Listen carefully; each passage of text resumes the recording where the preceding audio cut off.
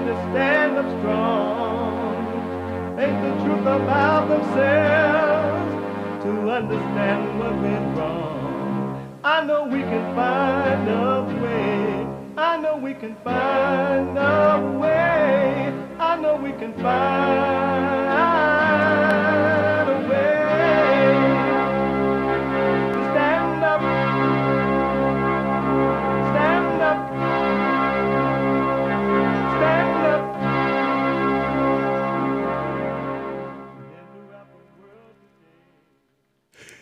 Uniting the races with truth instead of dividing them with lies. We're also rebuilding the family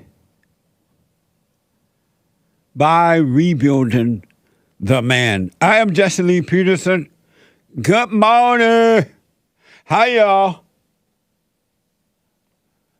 I gotta get my golden mic here. How y'all doing? Welcome to the show.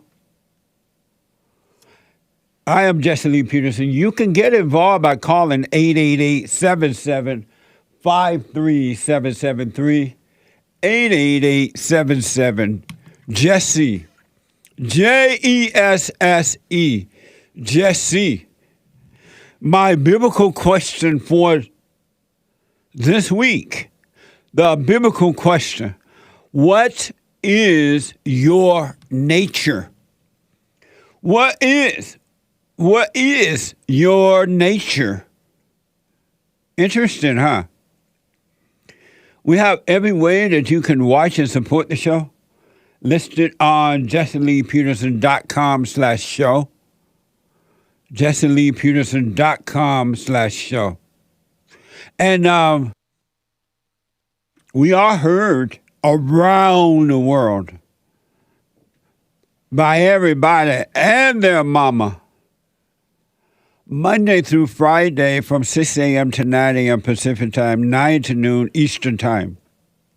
So if you're like busy and you can't sit and watch it live, you can listen to it on your iPhone or iPad, no matter what you're doing, who you are or what you're doing. By calling and then you can podcast the show.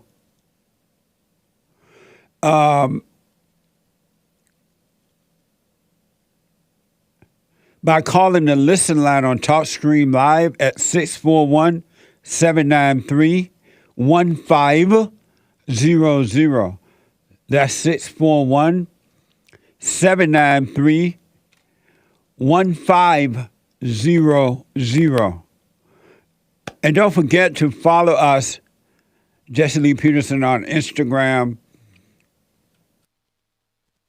JLP Talk on Twitter, and like, follow, ring the bell, and subscribe, and all that. It's like, y'all know what to do, right? What the? It's amazing. Life is so amazing, I can hardly stand it. It's like mind-blowing. Did I show you guys, and ladies, my golden mic? John, right? Sean gave me this. This is handcrafted. Oh, okay. Amazing. I like it. Remind me of the good old days when boys were boys and men were men.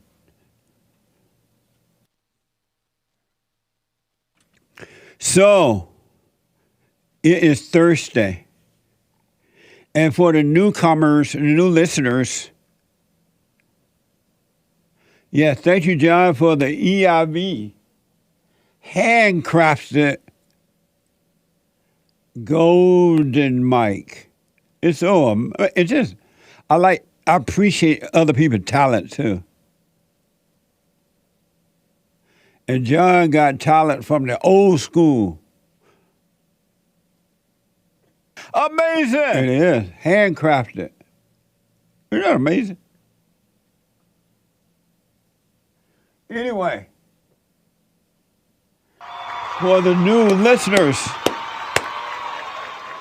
listeners, every Thursday, in case you're not aware of it, every Thursday, because, I try to communicate with Bible thumpers. It's kind of hard because they're just from one scripture to another one, and they're not listening at all because they have been convinced that knowing studying the Bible and remembering the scriptures is what you're supposed to do. So they're convinced. So like once a person is convinced of something, even though they may be wrong, you can't convince them that they're right. That's why you're not supposed to convince anyone of anything. But you put it out there and let them do what they want. But Thursday is set aside, too, for Bible Thumper Thursday. So today is Bible Thumper Thursday. Rejoice, O people of God, rejoice. Sing praise to the Holy One, who delights in their creation. Being Christian, being pro-choice are absolutely consistent because Christianity is a feminist religion. Sure, if you for killing babies.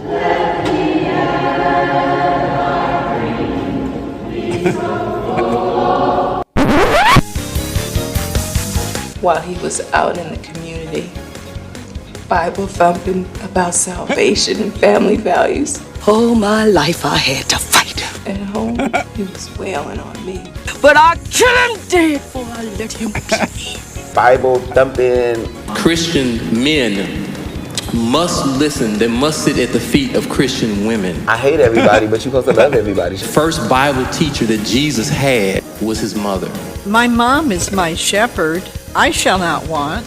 There are a few verses in the Bible that may point to affirming gender transitions. There is neither Jew nor Gentile. There is neither male nor female. Because Christianity is a feminist religion.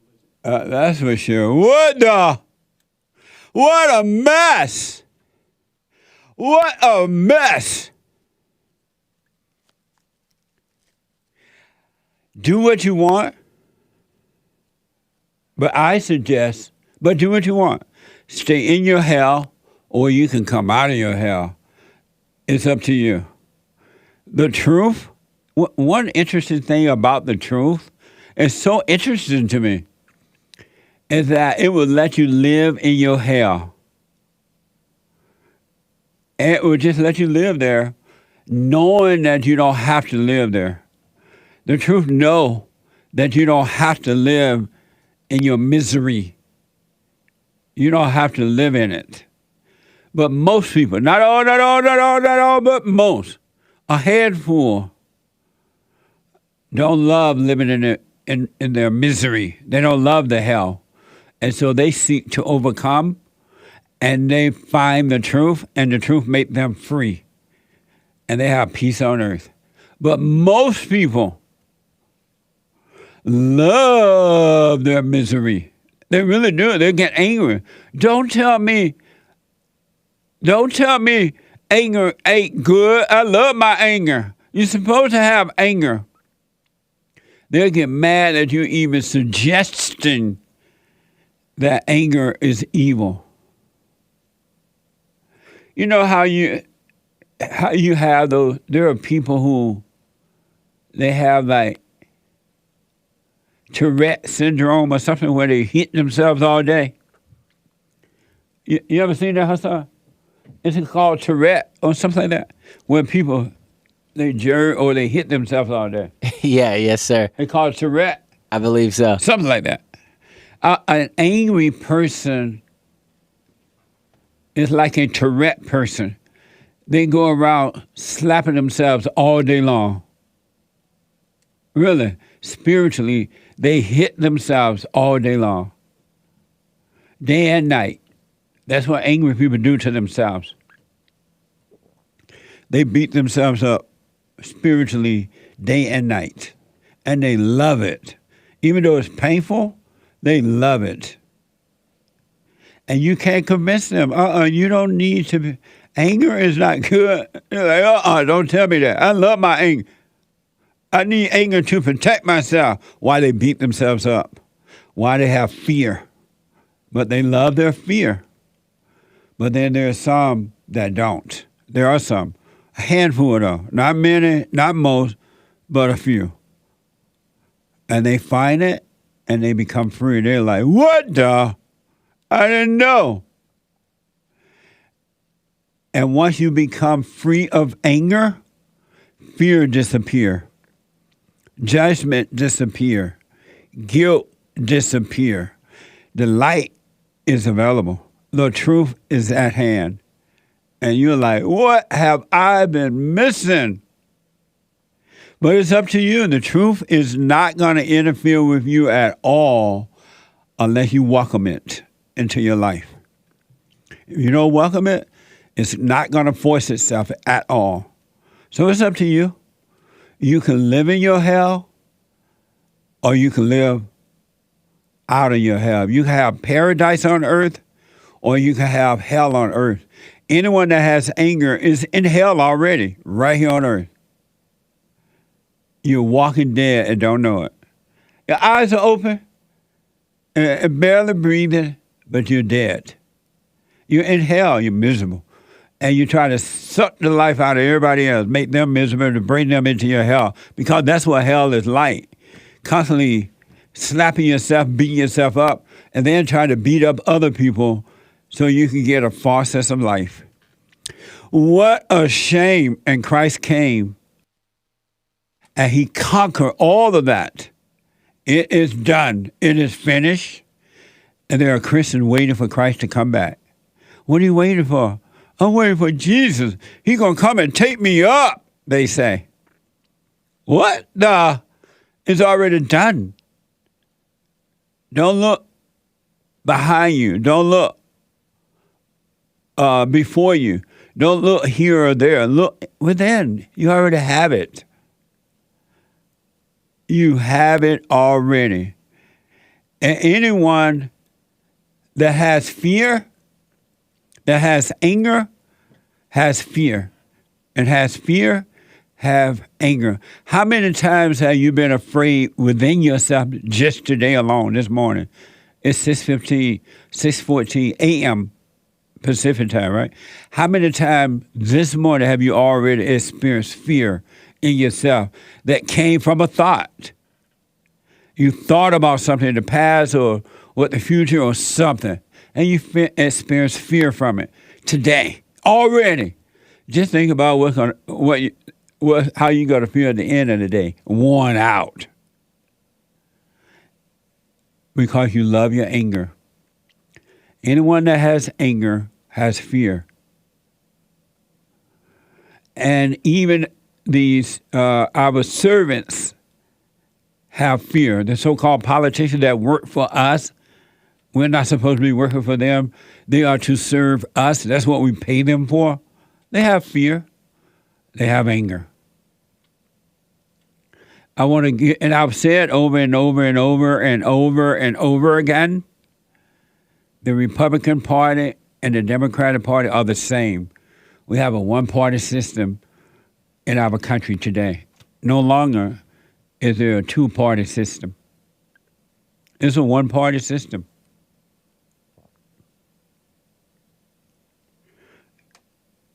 Isn't that something? And some people are thinking that the Republican Party going to save them or the Democratic Party going to save them. You got another thought coming. Neither party will save you. Here's an example of what anger and fear look like and how miserable people will pressure you until they get a reaction from you, and then they feel good. But it's a false feeling. It's a false feeling of good, because that just fly by night. Then they got to find somebody else to jump on, to go after.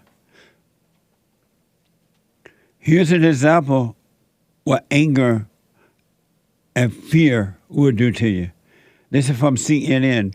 Republican Senator Tom Tuberville of Alabama finally condemned white nationalists, telling reporters on Tuesday that white nationalists are racist.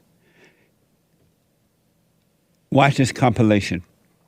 Alabama Senator Tommy Tuberville is coming under fire for not clearly calling white nationalism what it is, racism. Republican Senator Tommy Tuberville first sparked controversy with these comments in May. Do you believe they should allow white nationalists in the military?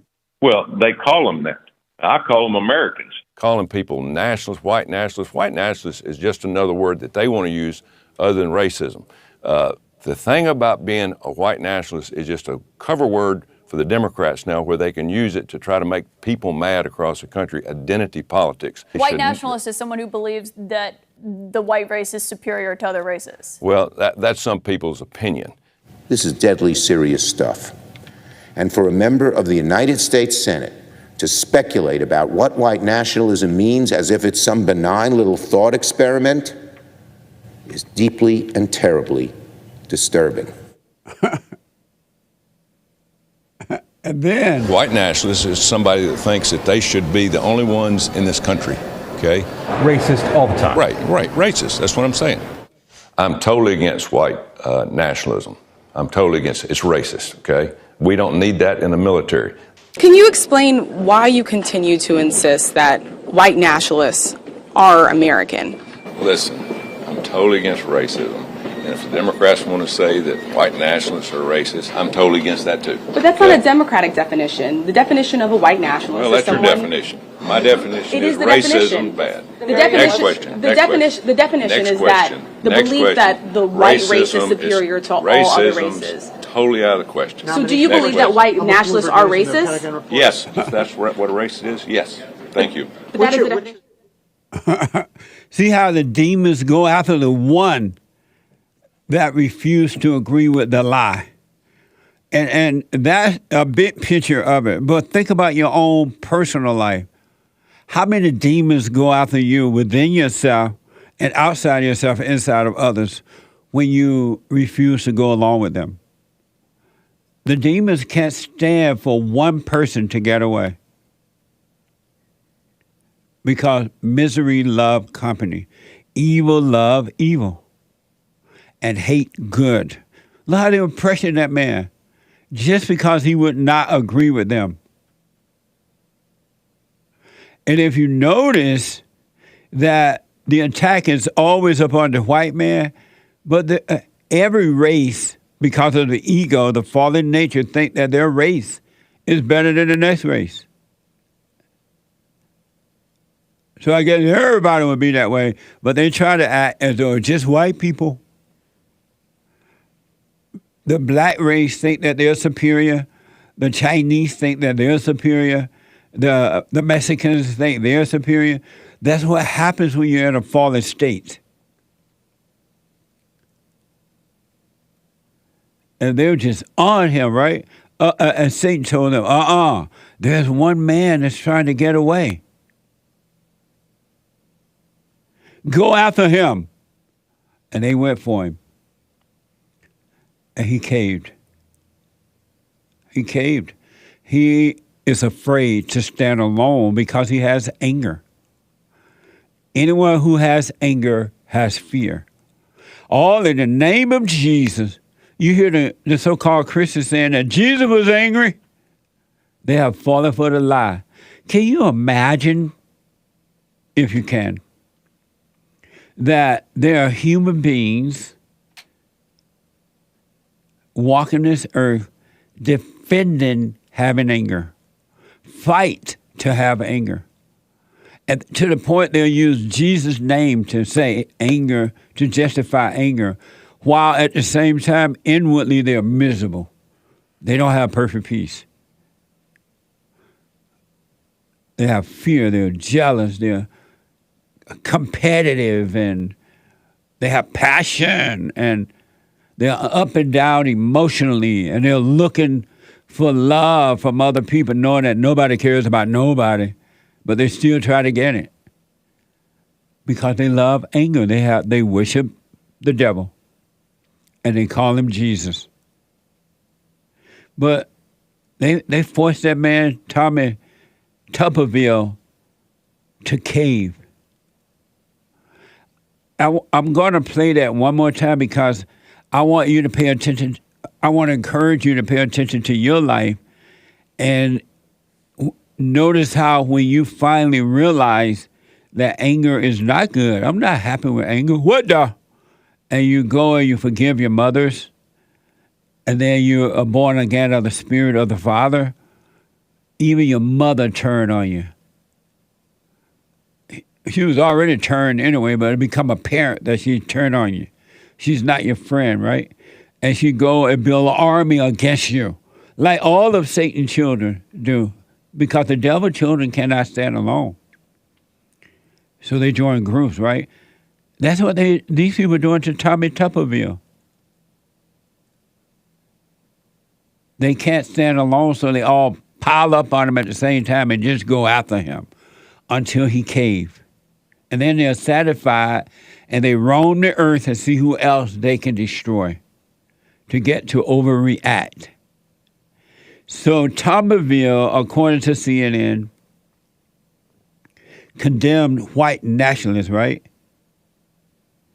Republican Senator Tommy Tuberville of Alabama violently condemned white nationalists, telling reporters on Tuesday that white nationalists are racist. At first he was saying that's what they say, and just because they say it doesn't mean it's true. It's like the word racism. Racism is really, I promise you, just a made-up word. It has no meaning at all, zero meaning. It's an empty word, void of any meaning.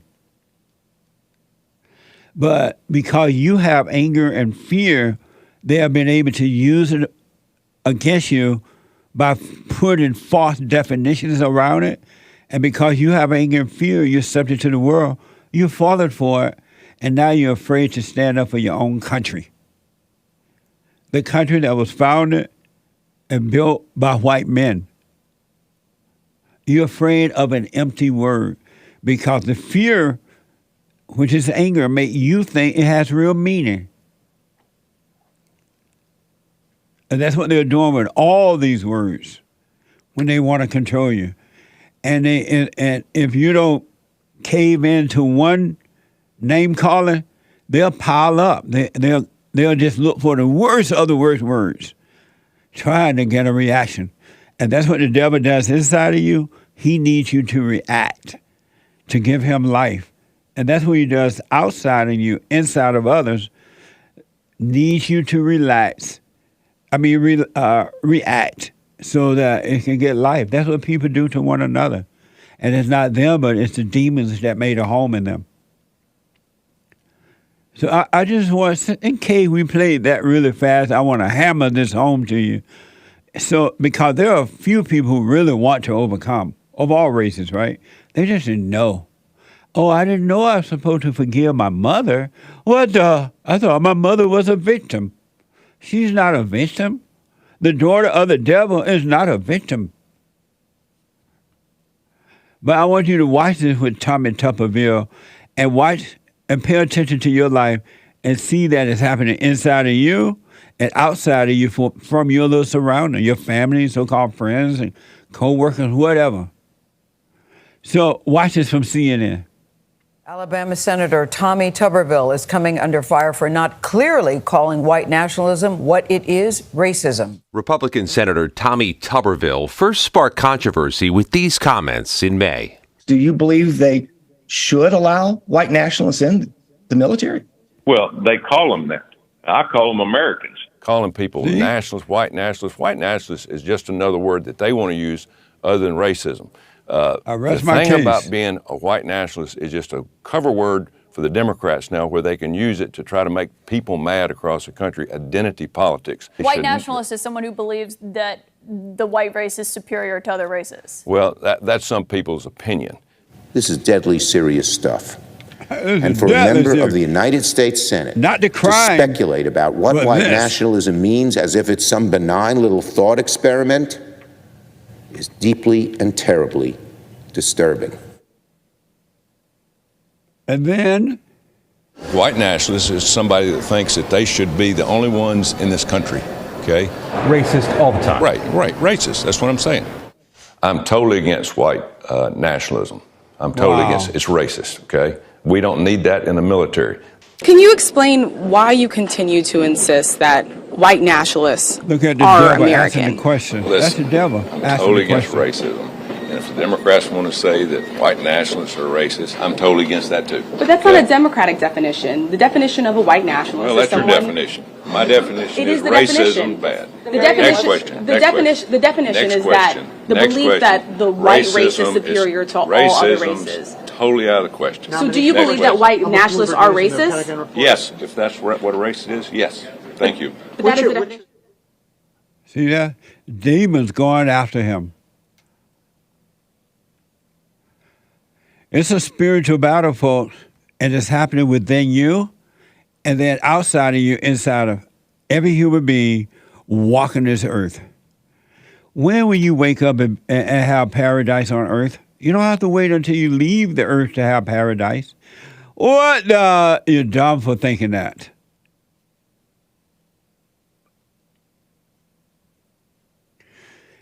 And the government is making it as difficult as possible for you. They're working against you, not for you. Just imagine we pay the government to work for us, and they're doing everything but that. The borders are out of control and getting worse. The governor down in, according to the Blaze, the governor down in Texas Governor Greg Abbott is facing a lawsuit over the installation of a floating barrel in the Rio Grande. Watch this from Fox. This is a new water-based barrier of buoys. At a border security bill signing ceremony in Austin Thursday, Governor Greg Abbott unveiled a new tool being deployed to help secure the southern border, military-grade buoys. It's something we can do quickly. We can put it there, and it deters large groups of people from moving in that area, and we can control it. The state has purchased 1,000 feet of the buoys at a cost of approximately $1 million. The head of DPS, Colonel Steve McCraw, says they are about 4 feet high, equipped with weights and netting, and designed to rotate to help keep people from scaling them. On its website, the security company Cochrane describes them as marine floating barriers. The buoys displayed at the news conference did not appear to have spiked attachments. They'll be put in the river in Eagle Pass, which McCraw said is currently ground zero for illegal border crossing. Because of the water and the buoyancy of these, it's very difficult to be able to go through these. Very difficult to come over. It's not a new idea. President Trump asked his staff to evaluate floating barriers to supplement his border wall project back in 2020. Abbott's version is the latest tactic at the state level to try and secure the border. Amazing. So because we pay the government, right, to work for us, they refuse to put a wall up around the border. They refuse to bring in the military around the border. They refuse to do anything. Abbott have to do that. And then when he did that, now business owners are trying to sue him. See how one bad decision leads to another bad decision, leads to a bad decision? That's what the devil does inside of your mind. One bad decision, one listening to the devil causes another listening to the devil, just downhill. 888-7753-773. Quick break. Back in a moment.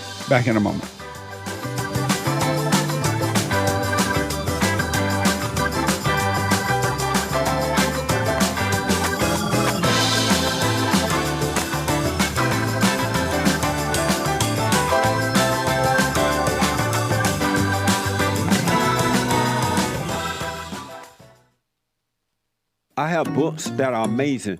I highly recommend you get them. 7 Guaranteed Steps to Spiritual, Family, and Financial Success Guide. Even if you're not starting a business, but you have a job or you're on welfare. It can help you if you do. Be doers of the word, all right? From rage to responsibility. From rage. That's what I write about in the first chapter, especially how I overcame. Scam.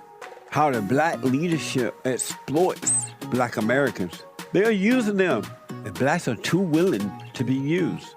And then my last book, The Antidote, Healing America from the Poison of Hate, Blame, and Victimhood. They are all amazing books, and they are helpful.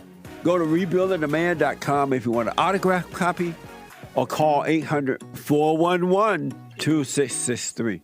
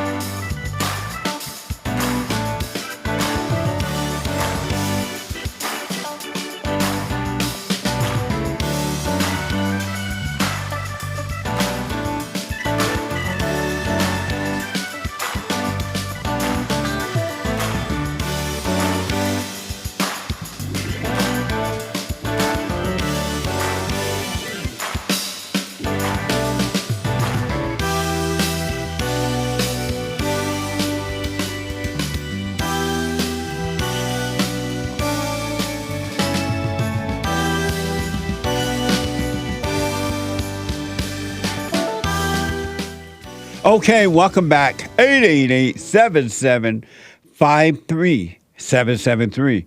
888-77-JESSE. Couple announcements. Women's Forum tonight. Ladies only meeting tonight at 7 p.m. Every third Thursday night of the month when I'm in town or can do it, we have the Women's Forum, and they are amazing. They really, really are. Women now realizing they need to overcome the fallen state as well. They got to forgive mama. So that's 7 o'clock tonight, ladies. Come on down, everybody and their mama. And then, don't worry, man, the first Thursday night for men only. So ladies' night tonight. At 9 a.m. this morning, the Hake report.com, right after my show, every Monday through Friday. The Hake report, Hake report.com. And James Hake is on fire. He doesn't have that good hair for nothing. He white. Happy White History Month, by the way. July is White History Month. And at 12 noon, the Anchor Baby Show, the American Anchor Baby. The American Anchor Baby Show at 12 noon Pacific time. And don't forget to pick up your White History Month t-shirts. Limited. We have a limited amount of different colors and sizes and all that because it's pretty much made for July History Month. Go to whitehistorymonth.store. whitehistorymonth.store. All right, check out all our merch at rebuildingtheman.com/store. Amazing stuff. What I got to do, and then I get into the phone calls here. Oh, I just want to finish this story about Abbott. We showed the video of how the people we pay the government to work for us, they are our servants, refuse to do anything. So it forced Abbott, the governor down there in Texas, a Republican governor, to put those floating barrels in the Rio Grande, right? But so he did that to try to protect the folks in Texas. But guess what? It created another problem. Now the governor is getting sued. According to the Blaze, Eagle Pass resident Jesse Fuentes filed a lawsuit within hours of the buoy arrival. Fuentes owns a business that provides boat rentals.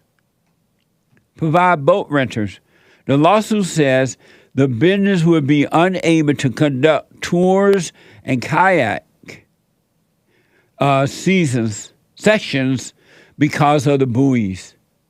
See how one problem created another one? But if our government, with our money, put a wall around the borders, as the Great White Hope was working on, Donald Trump, that is, you wouldn't have to put the things in the water, the barrels in the water, and then it wouldn't affect this guy's business. But no, they care about their egos. They care about the votes more than they care about the people, because that's why they're letting these illegals come in. Not because they love the illegals, but because they want the vote, the perceived power, and the money. That's what it's all about. That's what every human being is about until they overcome the fallen state. Everyone, no matter who you are. It's the same spirit everywhere around the world. Cause and effect. Solution is to overcome by forgiving.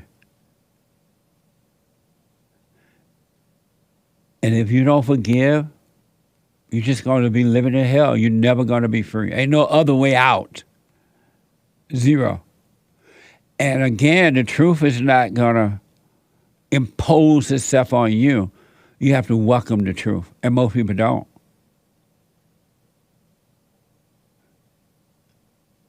And your mama don't love you. Your mama hates you. And she hates everyone. Your mama don't love you. She hates everyone. Amazing. Here's an example of it. Have you ever noticed that a mother's tone, how it patronizes and how it's so patronizing and condescending? Mama wants control of you just like the government.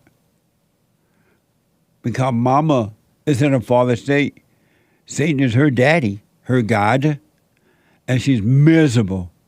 And so she's looking on the outside thinking that if she just keep control of the children and of it, the world around her, she'll feel better, but she only get worse. Here's an example of it from Western Journal. Jesse Waters' first show as Tucker's replacement ends in embarrassment when his own mother called in. She called into his show, and I happened to be watching it when it happened. I'm like, what the? I was like, wow. But that's what happened as long as you let mama control your life. Your mama don't love you. Watch this from Fox. We have a very special guest on the line, a Democrat, my mom. Mom? Hello there, Jesse. Hello there, Mom. How have you enjoyed the show so far? I have enjoyed the show. I want to say congratulations, Honey Bun. We are so proud of you and your accomplishments, and you've worked so hard. Now let's aim to have you keep your job. And to that end, I do have some suggestions. Okay. Do not tumble into any conspiracy rabbit holes. We do not want to lose you, and we want no lawsuits. Okay. In keeping, I have a list here. We need you to be kind and respectful. There really has been enough Biden bashing, and the laptop is old. Mom, I love you. Wait. I knew this was a bad idea. Seek solutions versus fanning the flames. You could encourage that Bedminster friend of yours to return to his earlier career on television. Everyone in his audience could wear a red hat, and I'm sure the ratings would soar. And, I love you. I'm thinking that a small dinner between 5 and 8 All would right, be we the way gotta to go, Mom. This is just like how things are at home. I All love you. right. Goodbye. Wow. See how your own mother would embarrass you in a grown man? She made him look weak and pathetic. So just imagine what his wife must be doing to him. That's sad. Sad in that it's evil. I bet you won't let his mama call the show again. What the? Or will he? He can't. How you gonna stop it? He can't stand up to her. Do you know that the average male cannot stand up to their mother? She's driving them nuts, and they can't do anything about it. They could, but they won't. She said to this man on TV, wait. That's evil. It's ridiculous. It's evil. But she doesn't care because she gets life, false life from that. Embarrassing and controlling that man. That used to be her son, no more. He a grown man now. He has his own family. But she's not going to let go. Mama ain't going to let go until you make her let go.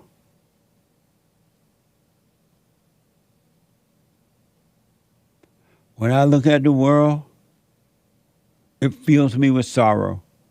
Children today gonna suffer tomorrow. Oh, what a shame. Such a sad way to live.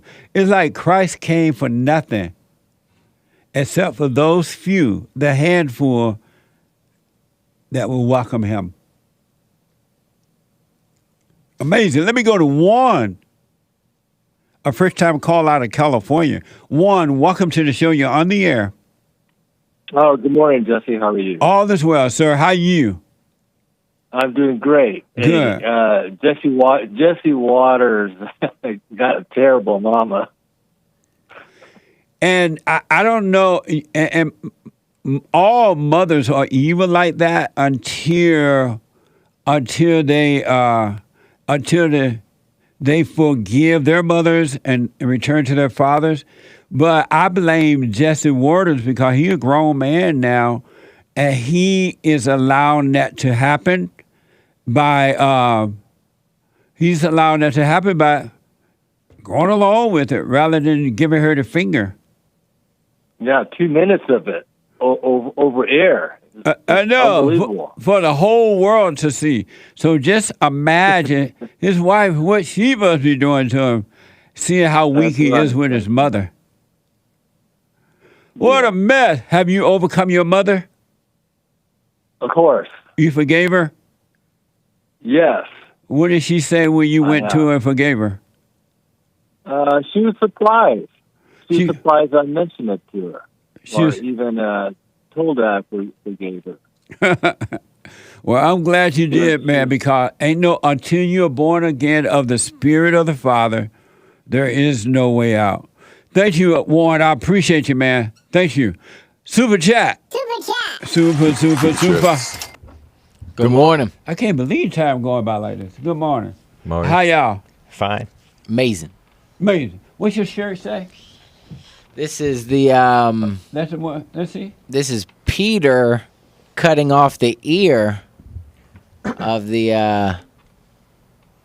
guy who was trying to take Jesus. Oh, Jesus, like, Peter, what you cut that man ear off for? Get that man his ear back. What the? What you gonna do with that man ear? Leave that man alone and go sit down. They did say Jesus would probably be a hillbilly were he to walk the earth today. So he probably had that accent. I'm telling you. Go, Peter. Peter, cut the man's ear off right away. She's like, I can't really make it out. Can you go full screen on that and get close to the camera? Yeah, it's a little, I ran it through the washer a few times, but there's a lot of chaos. It's a lot of what a mess. But super chat. Yeah. It's nice. Thank you. On D Live, yesterday. These are super chats from yesterday. We had a lot come in yesterday. Oh, okay. And you went long with Ethan Ralph. Yeah. We didn't go. We were not on YouTube or Cozy yesterday in the third hour. Oh. Since he's banned, just to protect the channels. But it was a good conversation. Right on. And it was an amazing conversation with Ethan Ralph. Yeah. It was more than good. Yeah. It was an amazing conversation with him. That was a manhood hour. Yeah. Over on dlive.tv/Jesse Lee Peterson, God Shaves gave a diamond and asked, should you want to be persistent in getting women? What? Should you want to be persistent in getting women? No. You should only want what's right. Because if you are persistent in getting women, that's your primary focus, you're just going to catch hell for the rest of your life. What the? Seek first the kingdom of God and his right way, and all be added. It'll be added if it's meant to be. If not, you'll be just fine. Thank you. Strifecast with a couple of diamonds says somebody strangled an 18-year-old pregnant woman, also a rapist. Somebody. Nice. Thank you. I thought that was nice, too. Justin Childers over on Streamlabs, JesseLeePeterson.live. That's where you can go to get Streamlabs. That caller who said conservative states are the worst, I think he's referring to yesterday's caller, Jason from Buffalo, maybe in the second hour or so. He said what? Who said conservative states are the worst. Oh, Jason from Buffalo, New York. I think that he's the one who said that. Oh, yeah. I think Jason just made up something to call in because he loved arguing, he said. Yeah, true. So I don't even think he believed that. I just think he just kind of needed something to argue about.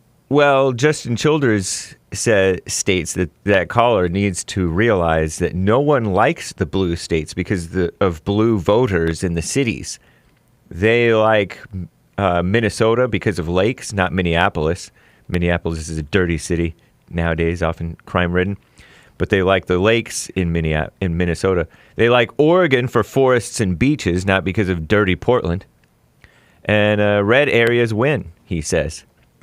I don't even think you need to tell Jason that. He already knows. Everybody and Mama know that. Yeah. I just think Jason just wanted to argue about something. A lot of these Republican majority states have lots of black pockets. Yeah. In the cities. Yeah. Like in the South. Real Jeremy Jordan gave a super chat on Streamlabs. Jason is lying because his dad, like his daddy's Satan. Everybody and their mama is moving to Texas from blue states, he says. Thank you. Lily Poo gave a Rumble rant. You gotta know how to rumble. We are on Rumble for you, JLP. Silent prayer, all you haters. Thank you. That's we right. did a Rumble exclusive yesterday. That's right. Spicy88. We want Ethan Ralph. This was right before. I guess he is a fan of Ethan Thank Ralph. you. Christ is King. Thank you. Amazing camel jockey. I may not have said his name yesterday he gave super chats that I read yesterday, and I neglected to say his name. I might have called him, I don't know what I called him. What the? But he said, Hake, you're a good sport. Amazing read on that last chat, 8 for 10. But you didn't say my name, Amazing Camel Jockey. And Jesse, I don't know the world's flat, but I ain't no giant Baal or Baal, B-A-A-L, the false god idol in the Bible, Baal, right, Baal. Right. God bless you guys. Thank you. You too. Amazing. Oh, yeah, he asks if I believe in, if I worship Spaceballs. Thou shalt have no other gods before me, no graven image. He's the one who gave that verse yesterday and said, does Hake still worship Spaceballs? What's a spaceball? Like the planet Earth. Oh. But I don't worship the planet Earth. Is he he worships flat Earth? No, he doesn't worship that either. Oh, okay. Yeah. Amazing. Thank you. I don't quite understand, but thank you. Okay. Yeah, true. I don't either. I'm not positive. I'm not clear on where he stands. Yeah. Spicy88 says Ralph is the victim of defective, evil women. What? Ralph is the victim of defective, evil women, he says. Thank you. Nick is saying that the other planet have names of old gods like Jupiter and Saturn. Yeah, good point. Yeah, those Greek gods or some type of false gods. Oh. Thank you, Anchor Baby. What the? Thank you. Spicy88 with yet another Rumble rant says, pray for Ethan. Praying hands emoji. Nice. I wish him well. Strifecast. My prayer is I wish him well. Right on. Thank you. Strifecast. What the? With a diamond says somebody moved to Mexico to avoid child support for his son. Nice. His or her son. Nice. I guess it would be a he. Nowadays, people do. Nowadays, they stick child support on men for the most part. Even if it's not his child, but he spent time with that child. Or with a woman or something. Right. Is that something? That's something. Amazing. Wrinklehands Bing Bong gave a diamond, said, shout out to Strifecast. Laughing, scrunched face emoji twice.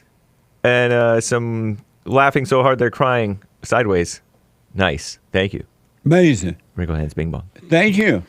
And shout out to Strifecast. And shout out to Strifecast. A couple more from Spicy88 on rumble.com/Jesse Lee Peterson. Ralph. Oh, no, I already read that one. Ethan Ralph is the victim of defective, damaged women who have terrible fathers. Satan is their daddy. Amazing. Thank you. And a super chat from the Archive, Bond Archive Sunday service premiere that happened yesterday at 4 p.m. Pacific time. Nice. Rebuildingtheman.com/church. Rebuildingtheman.com/church. On Bond YouTube channel, Sion gave a sticker that has a lemon head giving a present with a body coming out, giving a present to a little cream puff looking thing that's greenish blue. Amazing. Amazing. Very nice. Thank you. See, stop right there for a minute. Okie dokie. And we'll pick up on the other side of this break. Well, the good thing is we're all caught up from yesterday's supers. Nice. We'll finish when we come back from the break. I want to squeeze in Cisco. First time call out of Pennsylvania. Amazing. Thank you all. Cisco, welcome to the show. You're on the air. How you doing, Jesse? All is well. How you? Doing great. Good. Happy White History Month. Happy White History Month. Thank you. Now, so I was just calling in today. So, good news. My wife and I, we are having a child. We don't know what it is yet. Less than 2 months, but we've been married for about a year, and we found out we're having a kid. Amazing. So you having a baby? I'm not having it. Why you say my wife and I are having it? Well, I guess that's a great question. I guess she wants to involve me. I guess that's her fault. But why you let her do that to you, man? She's having a baby. You ain't having a baby. My wife is having a baby. I want to start practicing that. I want to write that down. Get on no call with me. Cisco, can you hold for me? Let me take a break. Of course. All right, hold on, buddy. I got to take a break. 2 more hours to go. We got to finish the calls and super chats and all that when I come back. We have a counseling service, and I have to admit, thanks to God, it is the best counseling service on this side of heaven. I counsel with men and women, families, individuals around the world. Most people are unhappy. They're miserable. They have rough lives. They're depressed, suicidal, young and old, of all races. I understand, I know why, and I do understand it. Because exactly what's happening in me is happening with everybody outside of me, inside of them. And I've noticed that with those who really, really, really want to understand, they overcome it just like that, out of one counseling session. If you need counseling, you can go to rebuildingtheman.com or call 800-411-2663. 800-411-BOND. Best counseling service on this side of heaven.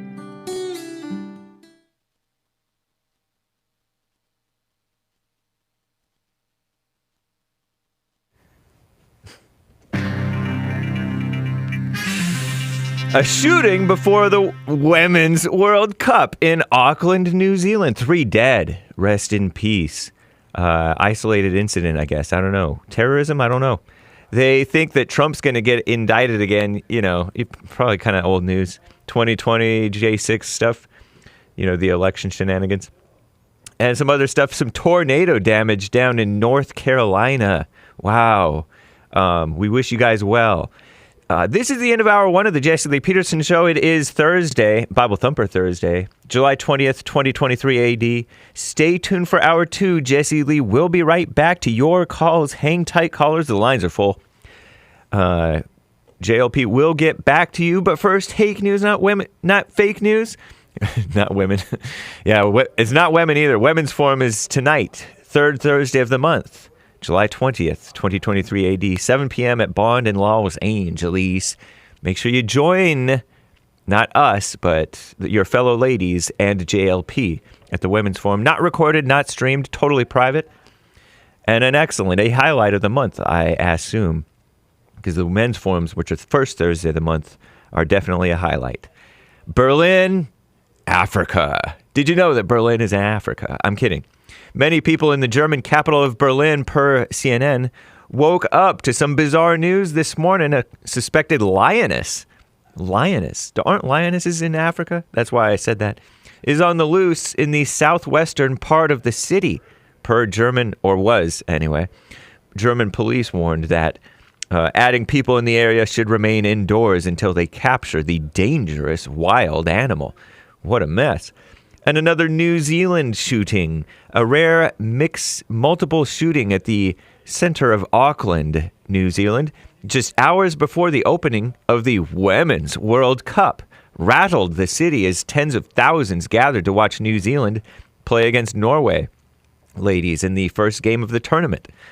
3 people died in the attack, including the gun male, and several others were injured. According to New Zealand Prime Minister Chris Hipkins, he replaced that gal, I guess, Jacinda Ardern, about whom I like to talk crap. Don't say crap, kids. The gun male opened fire at a construction site in downtown Auckland. Gun male because he's not a gun man. You can't be a man and shoot innocent people. No man does that. And the incident was believed to be related to his work there. I'm assuming they were innocent people whom he murdered. New Zealand police called the shooting an isolated incident and not a national security risk. I thought the guns were banned over there, but I could be wrong. And Trump speculation. Legal experts believe a 3rd indictment is imminent for our greatest president, Donald J. Trump. Could be announced soon. He said on Tuesday he's been named as a target of special counsel Jack Smith's investigation into efforts to overturn the results of the 2020 presidential election and events leading up to the January 6, 2021 so-called attack at the U.S. Capitol. Receiving such a notification is a procedural step that often leads to an indictment. Trump indicated that the target letter he received on Sunday gave him 4 days to take up an option to testify or not. Legal custom suggesting indictment could come at any time after that.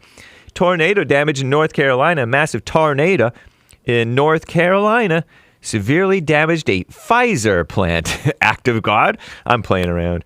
And several other structures shut down a major interstate and injured more than a dozen people Wednesday afternoon.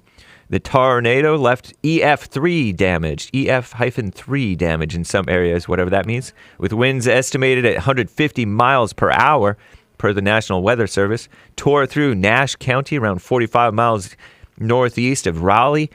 Photos of the damage show structures flattened and roofs crumpled like paper.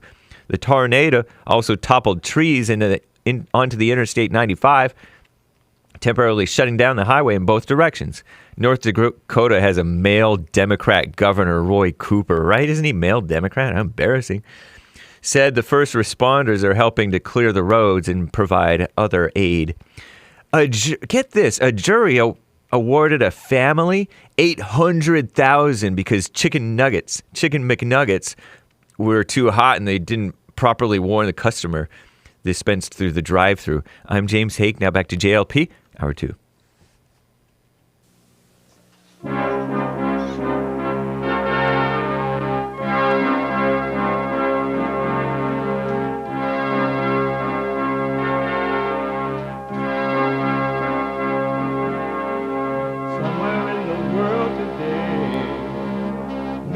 have to stand up strong, face the truth about themselves, to understand what went wrong. I know we can find a way. I know we can find a way. I know we can find a way to stand up, stand up, stand up.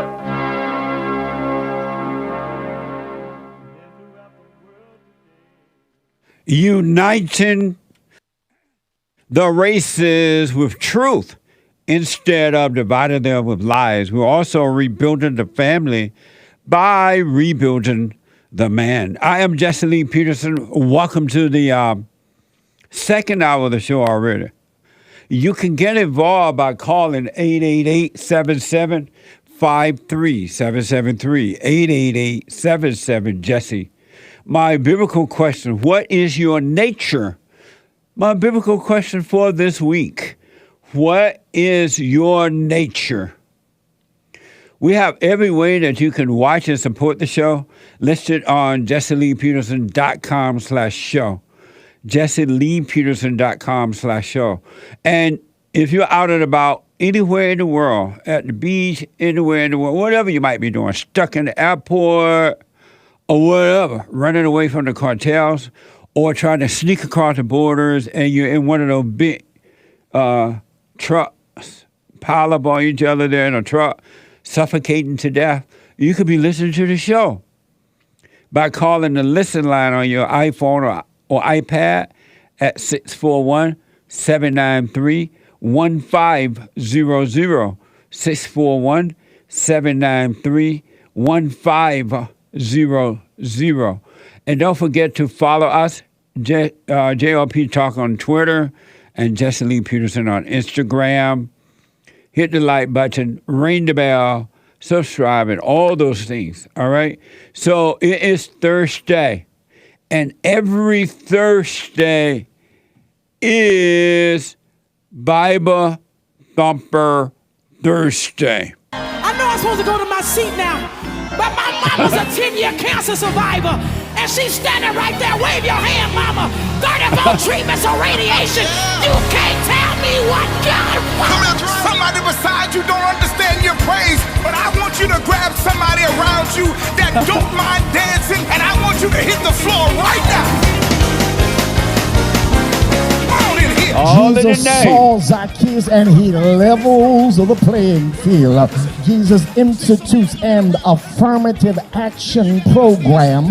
And on a weekend where our Supreme Court has taken the biggest strike at the freedoms of black and brown people around the world. Don't y'all let mama dance by herself. I became so appreciative of my mother. My mama don't like you, and she likes everyone. What a mess.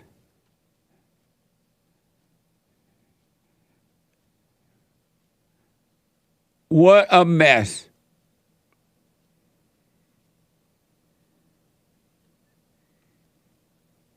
What a mess. I mentioned the Rio Grande, right? How one thing that the government is doing is affecting another thing in a negative way because they will not do the right thing. It's a spiritual battle, folks, whether you accept it or not. It's up to you. Live in your hell or overcome your hell. You can't overcome it, but you can stay in it. You notice how God just lets you stay in your hell, stay miserable, afraid, and worried, and doubtful, and making all the wrong decisions. Because you don't invite him in. He just said, oh, okay. He and Jesus, his son, sit up there, look down on you with the big screen TV while they have some coffee with donuts,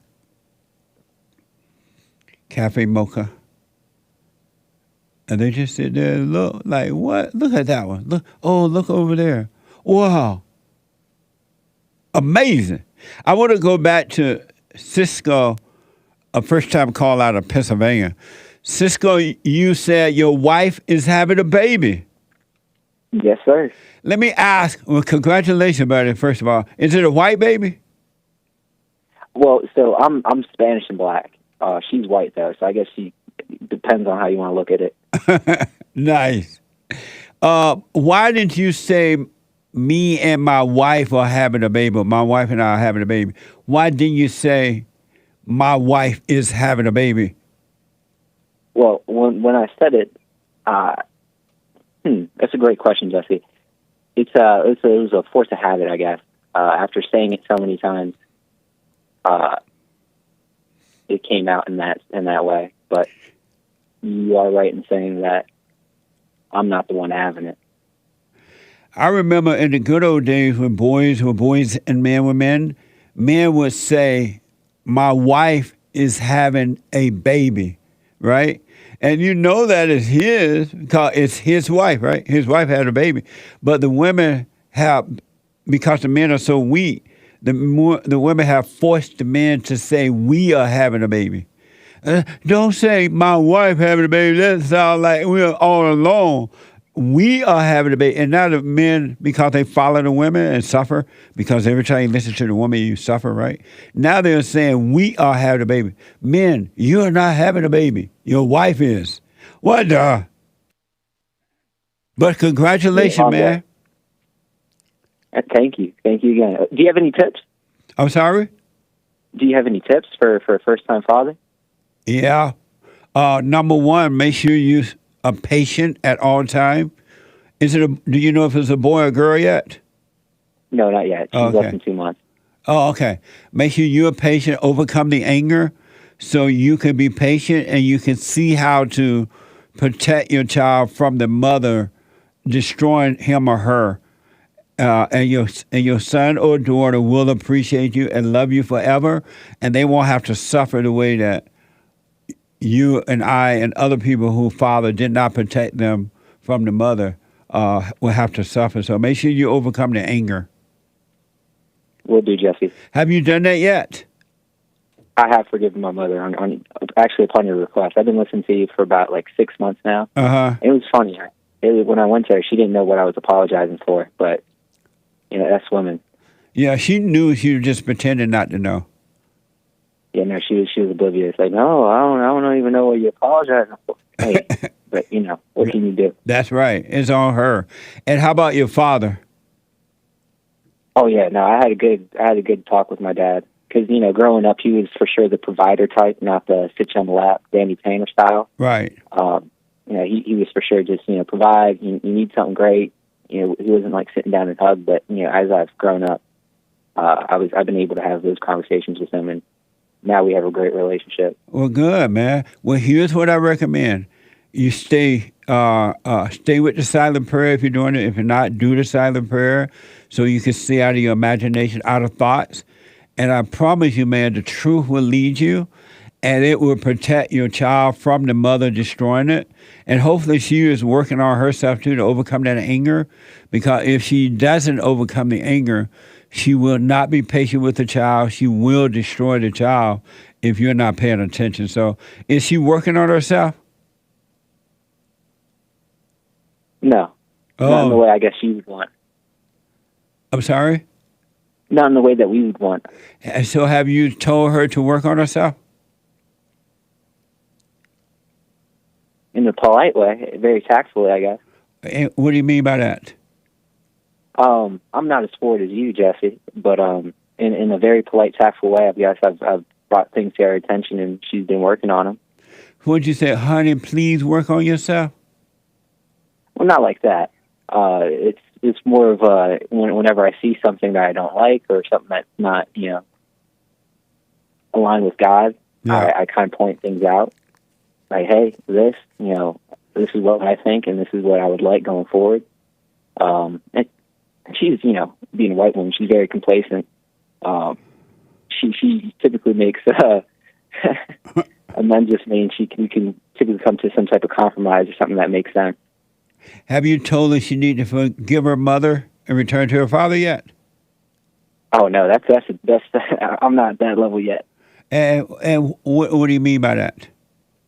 I feel like, how do I put it? I'd be dunking her in cold water, going straight for the jugular like that, Jesse. By telling her that she needs to forgive her mother and return to her father?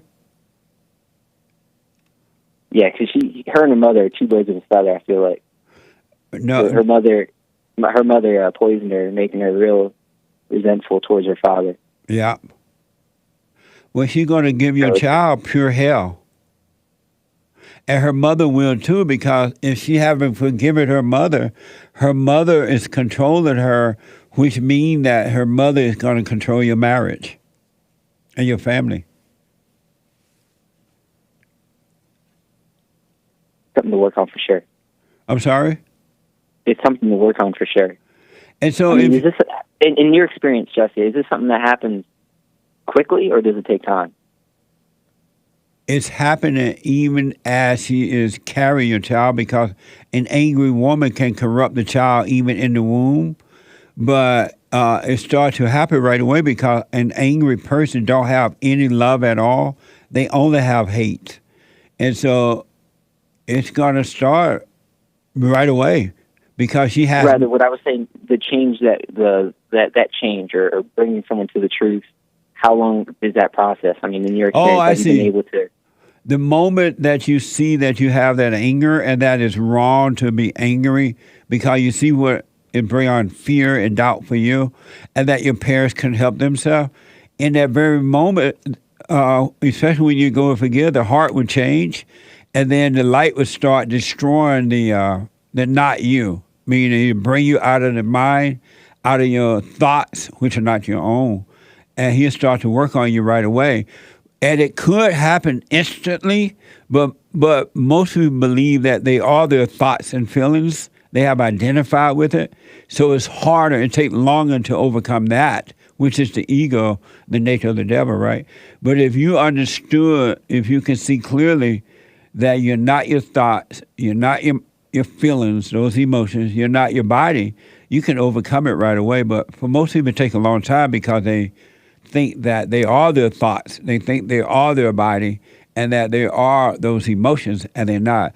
But don't worry about the time, how long, just stay with it, and I'm telling you, it'll work, it'll be fine. Thank you, Jesse. And stay with it, man. Congratulations, and I wish you well. Let me know if it's a boy or girl, all right? Will do, Jesse. Happy White History Month. Happy White History Month. Thank you, Cisco. Have a good one. All right, buddy. Amazing, huh?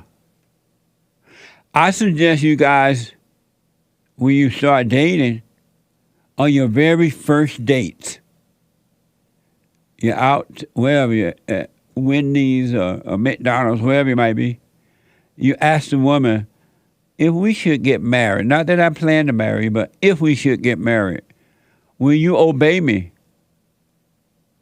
If she, or if she says no, get up and leave. Okay, bye. Be done. Because you're just going to catch pure hell. She's saying, no, I'm not going to obey you, so it's going to be a war. It's up to you, but I suggest that. Tracy is out of Florida. Tracy, welcome to the show. You're on the air.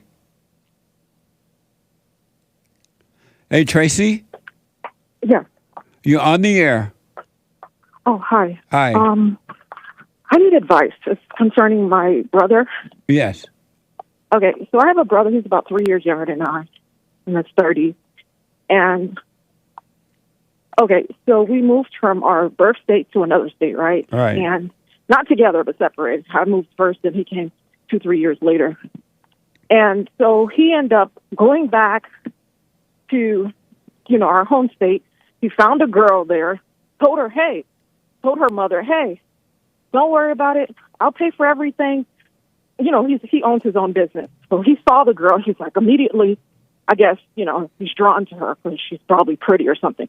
So he takes her, brings her to the state we're in right now. And then I guess after he introduced me to her. So the first day I go to meet her, she starts revealing stuff to me that I didn't know. Because I don't ask my brother about his business. If he tells me, okay. So she tells me, oh, I don't really like it over here. I don't really like, Texas. I don't really like it. And she's like, oh, your brother said he would treat me like a princess. You know, I was behind my car payments, and I don't really love him. Like, she was just telling me all this stuff, and I'm like, oh, my gosh, why is she telling me this? This is going to make me don't like her. So I didn't say anything. I'm like, okay, my brother came in. I just felt uncomfortable. I was like, this is my younger brother. I don't know what to do. Should I tell him? Should I not? So I'm battling. What should I do? I don't want to cause conflict because I was like, if I do tell him, he's going to get mad at me and her. Let me know, say anything. So she goes to my brother and tells him, hey, your sister told me that you moved here for a girl and you were taking care of her. Why are you not taking care of me? Why are you not paying off my car and all that stuff? Which was not true. She just made that up. So my brother comes to me and says, is that true? I said, that's not true. You want me to tell you what she told me? And so I told my brother the truth. So the girl, I guess, a year later, I just didn't go over there. I was like, you know what, this is too much drama. So a year later, came back. My brother wanted me to visit. When I came back, the girl was pregnant, I think 4 or 5 months. And then she came and tried to fight me. And I told my brother, I said, listen, if she comes to try to attack me, I'm going to hit her. I don't care if she's pregnant or not. Okay? And my brother held her and whatever. So anyways, that was like 8, 9 years ago. Me, I'm the type of person, if there's a problem, I just stay away. My brother would always call me anytime he's sick or when there's a holiday. Because I cook, she doesn't cook, she doesn't clean, she doesn't do nothing. He owns his own business, and she's supposed to be working there. She doesn't like people. Is he married to her? Yeah, he actually, guess what? He didn't even know her. He got married to her because my brother is super religious. He goes to church all the time. She doesn't go. So he got married to her after knowing her for about 4 months because he felt bad. You know, shacking up, I guess that's what they call it. And then so next thing you know, my brother, 2 weeks ago, you know, they had a daughter. She's 7 now. Remember, that happened 9 years ago. So she's 7, and I only saw her 4 times at age 5 and recently twice, which is crazy. We live in the same state. And I felt bad when I finally saw the daughter. She was so lovable and nice, but she knows the mother have anger issues. Because she's like, shh, we can't tell mommy that we're going to visit. So let me do this. What's your question for me? So my question is, okay, so I kind of made a mistake and I told my brother something. Because the girl, I tried to make amends with her and say, you know what, for the sake of the child, I forgive you. Could you forgive me for whatever I've done to you and whatever, and let's just move on. She sends a message back. I don't want to have nothing to do with you or your family. Whatever, this and that. I will never forgive you. I don't want you next near my daughter, whatever. So I said, okay, God bless you, whatever. That's fine. So next thing you know, my question to you is, I told my brother, when he finds his penis, give me a call. And that was really disrespectful. But I told him she's running his house. I cannot even go to his house. And so my question to you, how do I deal with this? How do I deal? Because I'm the type of person I just stay away. So my brother's saying it's my fault. But I said, she's running your household. You have no control. You're not the head of your house. And so your question for me is what? What would you do if you were in that predicament? Like, what is the best advice for me to deal with my brother? What predicament are you in? Because I want a relationship with my niece. Why? But this woman is, because she's my niece, my family, and I met her. She's just a great little child. And, you know, she wants to be around me, but her mother is preventing, and even including my mom and dad, from being around. How do you feel about the whole situation? How are you feeling about it? I don't like controlling people. I don't want to. That's why I stay away from it. I said I'd rather have my peace. How are you feeling about the situation? So I don't feel good. It makes me feel sad. And why? And that's why I tried to make amends. Why is it making you feel sad? Because when I met the little girl, she's an angel, and just like she wants to be around me, and we have a good connection. And I just feel sad. And why are you feeling sad? I just told you. Is it your daughter? No, it's not my daughter. It's my niece. It's a family member. I know, but it's not your child. I don't have any kids. I know. It's not your child. This situation is between your brother and his wife. Why are you involved, period? Why don't you just let your brother suffer his own hell and you go live your life? No, I did that. That's why I said I only met her 4 times. I know, but you're emotionally involved in it, and you should not be emotionally involved because it's not happening to you at all. Why don't you just wish them well and go away and live your life? But I've done that before. My brother always comes back and brings the daughter, and he comes back into my life, and he'll reach out and say, I'm coming to your house. But he couldn't come back in if you didn't let it happen. And I can't even go to his house. Yes, you're absolutely right. But, so basically what you're saying to me, cut my loss. And you don't have a loss. It has nothing to. It's not your loss. It has nothing to do with you at all. What loss? Is his wife? Is his child? Is his living quarters? What loss do you have?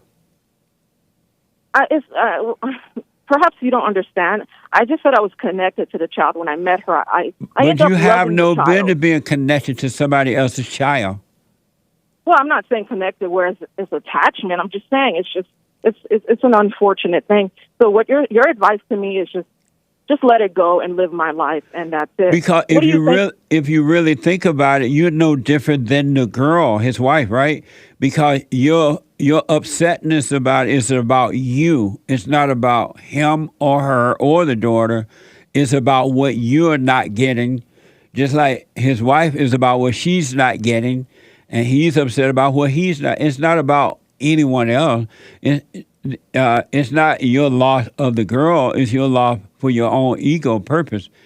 Because I don't think it's an ego, because like I said, if it was ego, you wouldn't be feeling anything about it. I feel it because when I met the girl, she was like, we've grown a bond together when I met her the 4 times. So it's about you then. It's about you and the bond. It's not about me. It's not even about me. It's about the bond you say you have with the girl, right? I just wanted peace, and I wanted to have stay a with connection. me. It's about this bond you have with the girl, right? The daughter. I don't think it's a bond because you said it was a bond. You said it is for me. Yes. It is, but not an attachment bond. Did you say it's a bond? Yes. And so why are you bonding with somebody else's child? That's somebody that's what? Somebody else's child.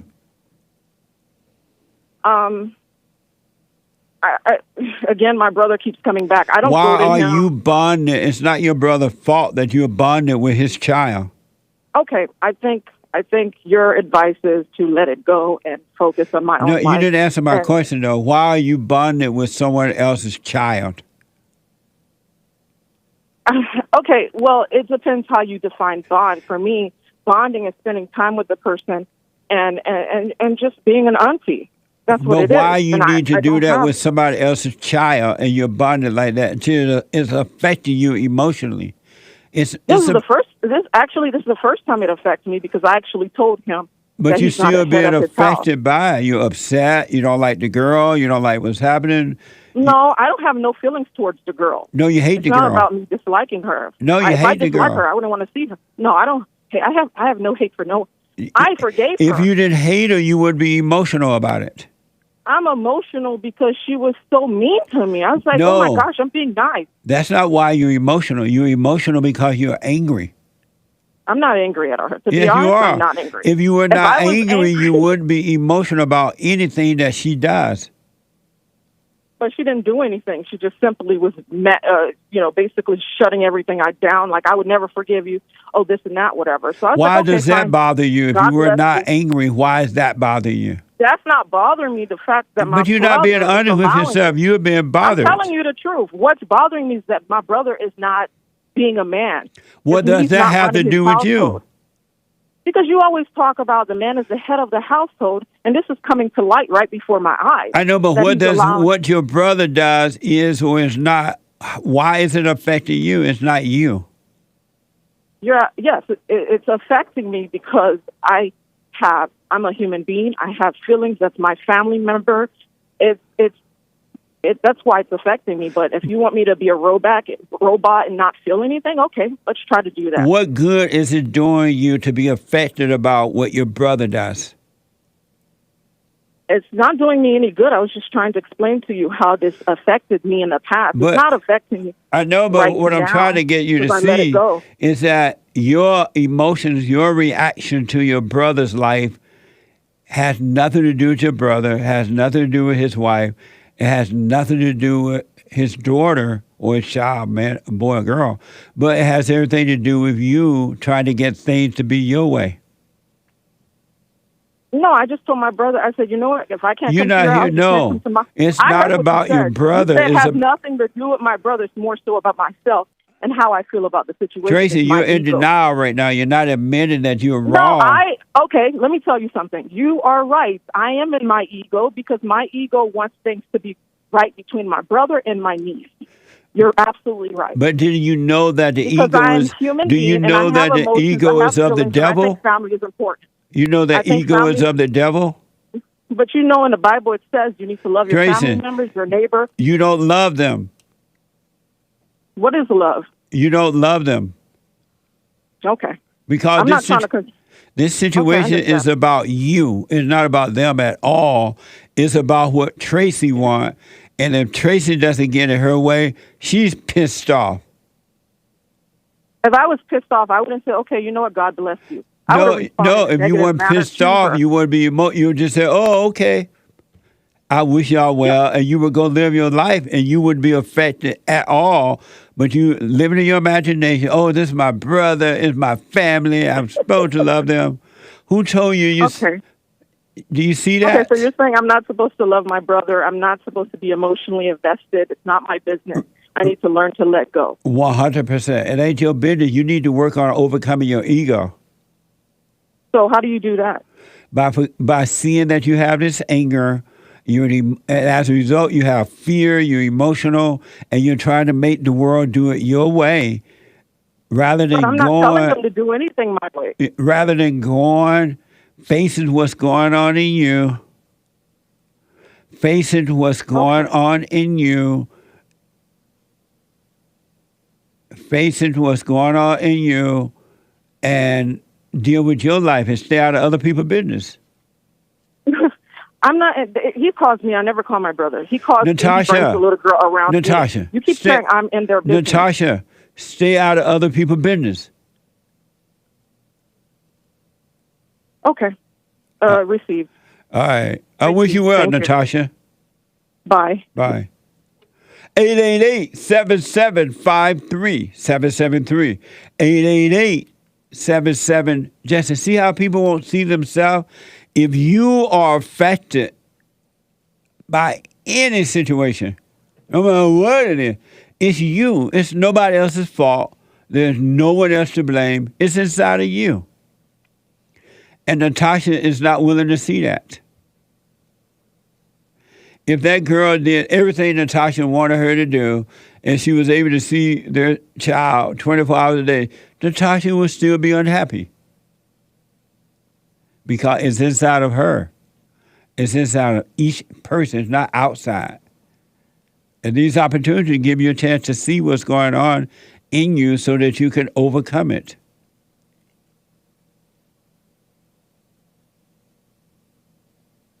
Kevin is out of New York. Kevin, welcome to the show. You're on the air. Hey, Jesse, it's a pleasure talking to you again. Thank Happy you. White History Month. Happy White History Month, Kevin. Awesome. Wow, Jesse, just wow. Listening to the show, and it kind of got me a little off track about what I called in for.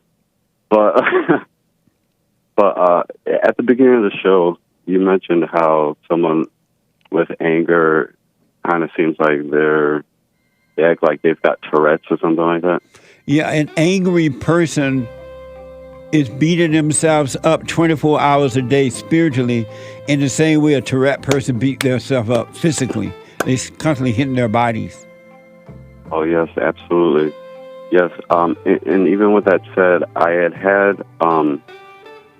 thought about what you said, and I'm like, wow, he's so right. And it reminded me of something that I had read having to do with the Apocrypha, which comes out of the Catholic Hold on, buddy. denomination. Hold on. Let me take a break. 888-77 Jesse. Back in a moment.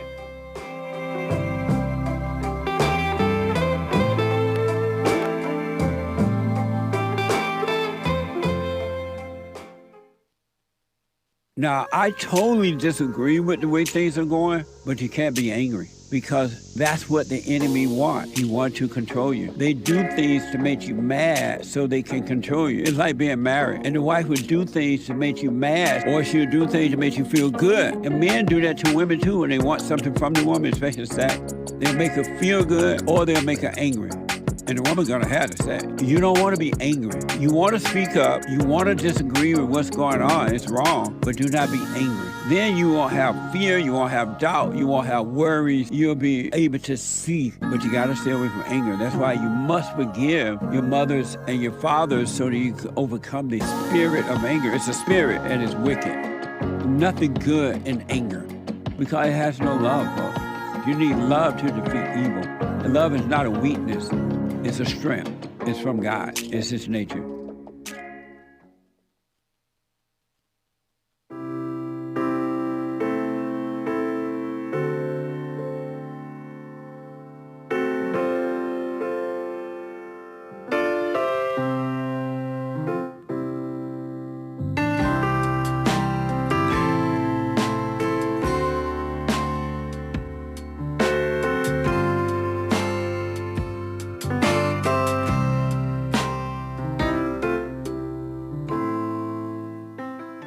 (888) 773. Oh, Kevin hung up. All right. Kevin hung up. What I want to do is, it is Bible Thumper Thursday. And what I want to do is to give this to you real fast here. Several people over the years, many people have asked me about giving. And should they give 10% or blah, blah, blah, right? And I always tell people to give what you can afford to give. And when you do it in secret, privately. Don't let the world know. And God will reward you, right? And don't be obligated that you got to give 10%. Because you may not can afford to give 10%, but you appreciate being helped, so you give. And when you do give, you will receive back, especially if you do it in the right way. And my producer gave me this morning, and it's amazing. From Matthew 6. When you give to the needy, do not let your left hand know what your right hand is doing, so that your giving may be in secret. Because a lot of people like to give, and not just in finance, but other ways too. And they like for the world to know about it, because inside of their mind and body, they get a good ego feel from it. But they pretend like they're doing it out of love, and they're not. They're doing it out of personal feelings to get an ego gratification. But when you give to the needy, do not let your left hand know what your right hand is doing, so that your giving may be in secret. Then your Father, who see what is done in secret, will reward you. This is why you got to watch out for that old ego nature. You got to watch out for that ego nature. Know thyself and see what's going on inside of you.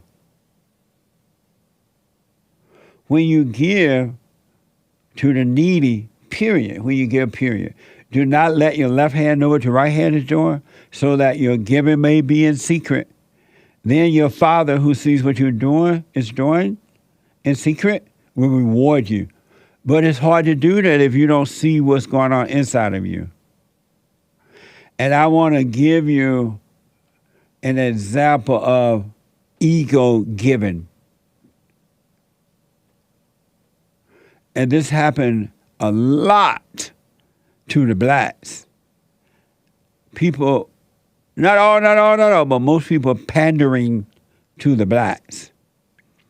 And the definition of pandering, this is from dictionary.com. Pandering is catering to or profiteering from the weaknesses, the vices, or unreasonable desires of others. That's what pandering is, according to dictionary.com. Here, a perfect example of pandering from the Chicago Sun-Times.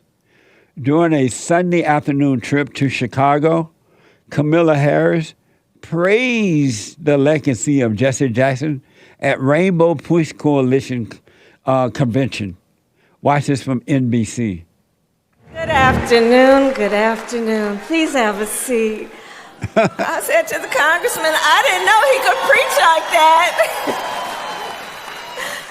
And now God. to my friend, our great leader, Reverend Jesse Jackson, and his incredible family. So today, we celebrate one of America's greatest patriots, someone who deeply believes in the promise of our country, a fighter for freedom and human rights for all people. At the core of Rev's work is the belief that the diversity of our nation is not a weakness or an afterthought, but instead our greatest strength.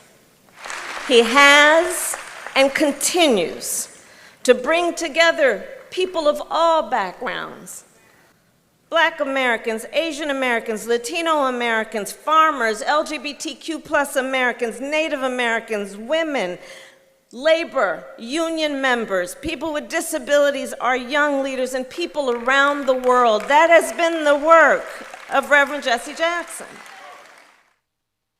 Amazing. Not only is she pandering, she's lying, outright lying. And you notice she didn't say he brought together white people amongst that group, right? All those things she named off, different people she named off. She ain't mentioned white people. What the? What an evil female, right? And the blacks are applauding and loving it. Love lies. Love lies. Love being pandered to.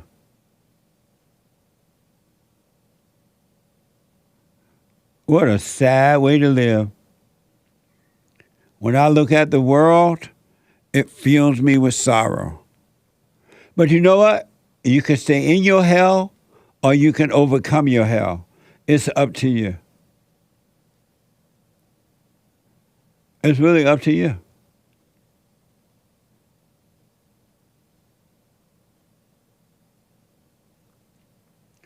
I can't even believe that female is our vice president. The vice president, well, not mine, but the vice president in this country. How did that happen? How now, brown cow? It's up to you, folks. You can become an individual, free thinker, or you can stay in your hell. It really is up to you. Let me go to Robert, our first-time caller out of California. Robert, welcome to the show. You're on the air. Jesse. Hey, Robert. Happy White History Month. Happy White History Month. Thank you. July just feels white. Yep. Hey, I wanted to Bible time with you for a second. Remember when Jesus, he was sitting with all the apostles, and there was like a long line of people, like the multitudes of people were in line, and they were like, "Hey, Jesus, your mother's here in line with your brothers and sisters, you know?" And he said, "I'm with my family." And it kind of reminded me of was it Jesse Waters when his mom was trying to interrupt his ministry, you know? Yeah, I can't. It was like it's something else that he allowed her to do that to him in the public like that. Just make him look like a little. And I've been seeing it for like the last couple of months too. He's been mentioning like his mom and like his mom's a Democrat and all this. So it's just. But I noticed that Jesus was the multitude. Sorry, I'm trying to remember the Bible. But there was like thousands in line to see him, and they were like, "Hey, Jesus!" You know, the disciples were like, "Jesus, your mom." Yeah, our real family are those who have returned to the Father. Our spiritual, those are our real family, not the blood family, Yes. but the ones who have returned to the Father. Yes. And then it got me thinking, like, what was Jesus' mom there for? Did she was like bringing him muffins or some like Jewish bread or something? And then I thought about yesterday, like I had like a God revealed something to me yesterday when Jesus was tempted by Satan with the bread, and like men, we eat meat and fruits, like they're back in the day, but like women always like bake bread over the years and stuff, and I noticed like, man, he was even tempting them with mama, but Jesus overcame it. Amazing.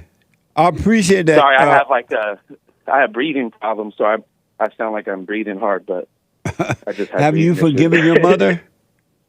Yes, sir. You went to her? I went to her a few years ago, like 4 years ago or 4 or 5 years ago. I even showed her you, and then I forgave her, and then I guess I didn't forgive her because I got mad at her a few years later. So I forgave her in my heart after. Are you doing the silent prayer? I am doing the silent prayer, and I do it with.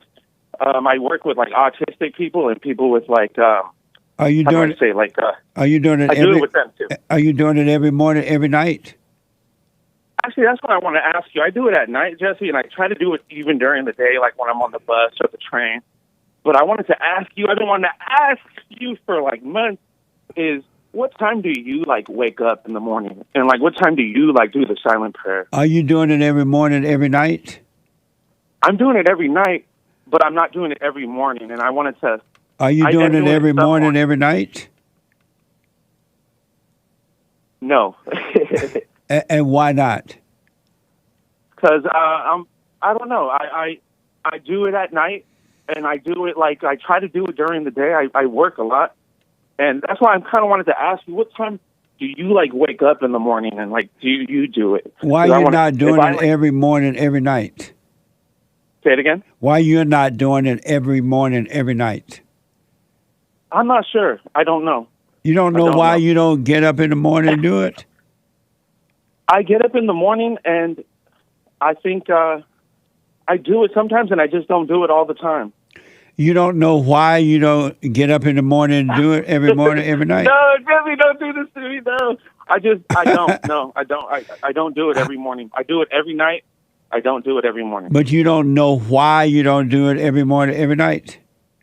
Maybe I do. Maybe because I'm a coffee drinker, and I'm thinking about work and getting to the next work. I pay a lot of child support. I'm in California, so I work a lot, and there's really no excuse. I really don't know why. But you don't know. You don't do this to me. I know you're gonna ask me a difficult question. No, I just want to know when you wake up, because I want to practice that. But how knowing what time I wake up and do it gonna cause you to wake up and do it?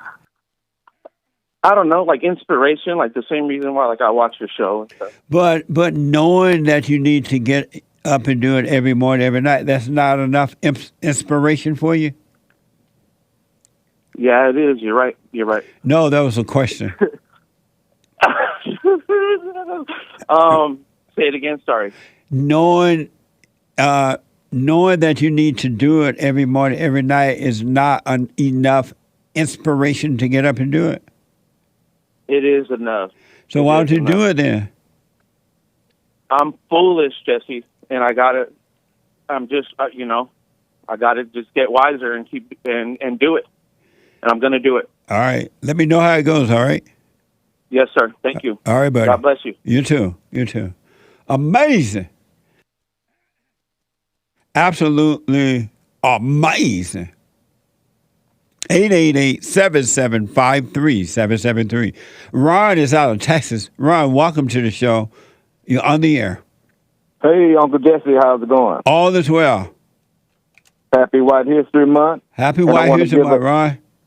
And I want to give a shout out to the best governor in the country, Greg Abbott. Okay. The question I have for you today, Jesse, do you know of any other race that has more mental issues compared to the blacks? when you say more mental issues, what do you mean? Craziness, mental illness. Like what, for an example? The homeless people, just like the guy in New York who got choked out. Okay, mental illness. I think you know what mental illness is. Right. So why do you think that is with the blacks?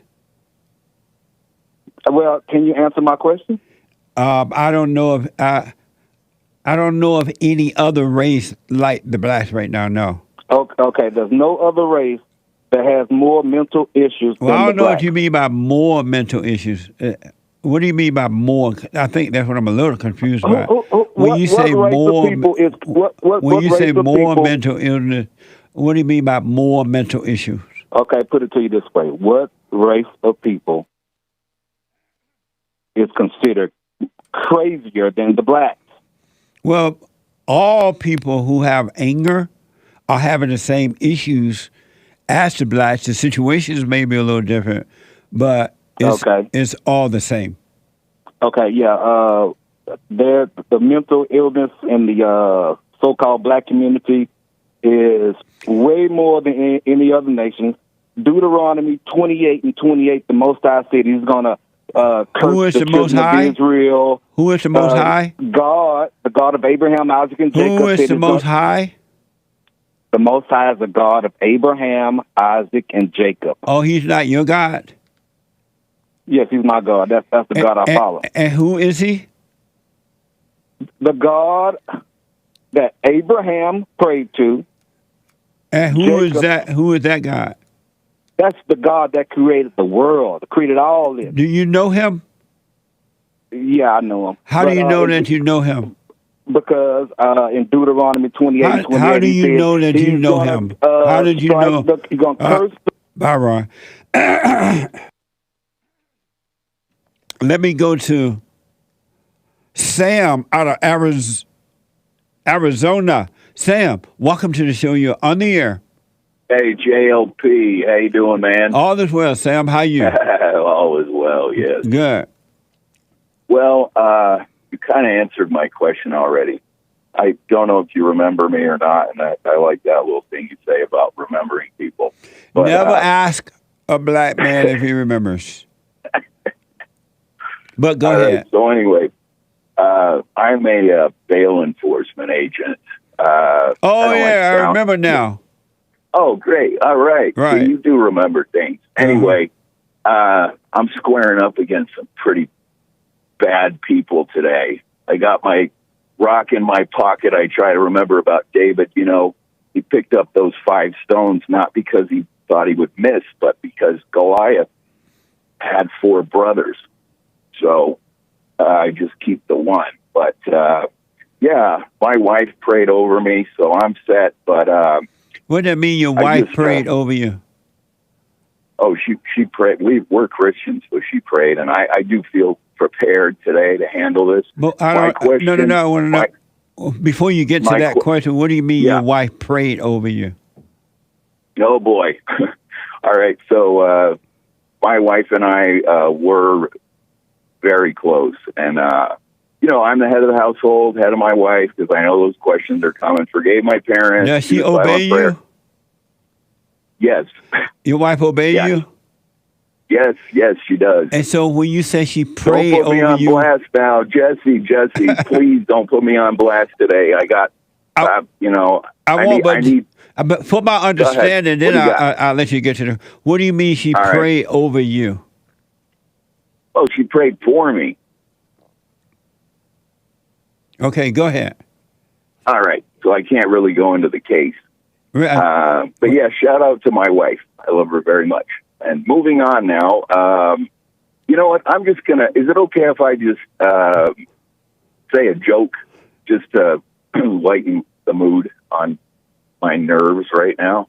Why are you having nerve problem right now? What's going on? What's your question for me?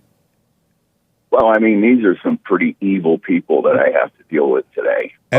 And your question for me is what? Well, you answered it with that mouthy gal about how I feel kind of bad for her. She needs to get a life. and then a couple other callers. I can't even remember my question now. But hey, a skeleton walks into a bar and asks for a beer and a mop. Also, I just want to tell you real quick. Well, I thought you had a question for me because of time here. What's your question for me? Oh, yeah. Well, and I'm driving, and I don't want to get pulled over again. So I'm sorry. I'm kind of all over the place today. I'll call you another time, though. Oh, by the way, I just wanted to tell you that lesbian and Patreon kind of sound the same. So run with that. I think you could turn that into something hilarious. Right on. Say hi to Nick, okay? I got to go, will. man. God All right, bless buddy. you. You too. Thanks for your help. Right on. All right, bye. Thank you, Sam. Amazing. Super chat. Super. Super chats. Super. Thank you, Sam. I wish you well, man. What the? I wanted to know what he meant by my wife pray over me. I don't know what that means. Because I like learning from other people, so.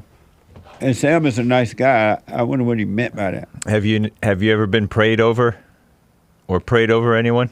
What does that mean? It means it's kind of like when those people all had their hands on Trump praying over him, I think. Oh. That's how I assume that he took it, that he meant it. Oh, okay. It's like when they stretch their hands out like that and they go, oh, Lord, have mercy on this person. Watch over this person, Lord, make sure. Something like that, yeah. Are you sure you meant that? I'm not sure, but that's what I assume. Did you think that, Hassan? I mean, I don't know. It is kind of a weird thing because prayed over could also be like like an animal thing. Oh, preyed upon. Preyed. And when you're talking about women over men doing it. Yeah, that's why I wanted Sam to tell me what he meant by that. And just for my understanding, because when I understand how people thinking, it helped me too. Right? Yeah, it's true. Yeah. I think Hake is right, though. I think more of the Trump thing. Like when the Christians do all that. Yeah. Whoa, watch that salute there, buddy. What salute? You almost looked like I disavow. Laying hands over. That's the most evil salute ever. That's praying over, man. Oh. Laying hands. It's Christian, is that what you're trying to say? Yeah. What the? Anyway, super chat. Yes, on buymeacoffee.com/JLP Talk, Ravender bought 100 coffees and said, when you do not fear death, death fears you and stays away from you. He is the cause of all illnesses. He, death, I assume. As he cuts the given body piece by piece, give the given mind over to him. When you gave all that was given, what is left over? You become the greatest giver of all. God does not die, nor can he be killed. He gives and takes as he commands. Accept his command as your own. Amazing. Amazing. Thank you. Amazing. No Mo Thoughts bought a coffee. Mine H. Oh, this is the answer to the biblical question. I don't know if we can finish this super chat in time. Yeah, we'll finish right on the other side of this break. Okie dokie. Let me take a quick break. 1 more hour to go. 888-77-JESSE. Hake is coming in with the hate news, not the fake news, and I'll be back in a moment.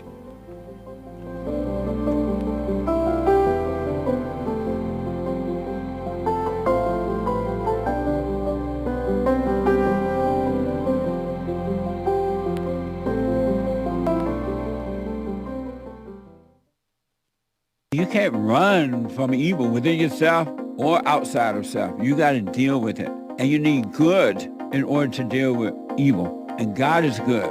You need to return to the Father. And you'll see within you, he will fight the battle for you. And he will fight it without, because he will show you how to deal with it. And you will have no fear. Love God with all your heart, all your soul, all your might, along with nothing else. Nothing else means yourself, your children, your wife, your things, your ego, your reputation, and all that. You can't care about any of that. The children of anger will use it to control you. But if you love God, he will renew your mind, and none of those things will be before him. And so when they go after you, oh, well, you may take my body, you may take my things, but you're not going to take my soul. And that's a true reality.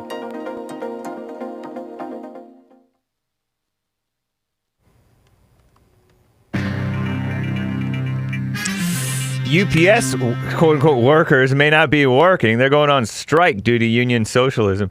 And Netflix added 6 million subscribers. Really? Sounds high. Mike Pence hasn't yet made the donor minimum to qualify for the debate stage. Meanwhile, Trump is skipping it anyway, right? He's on top of the world.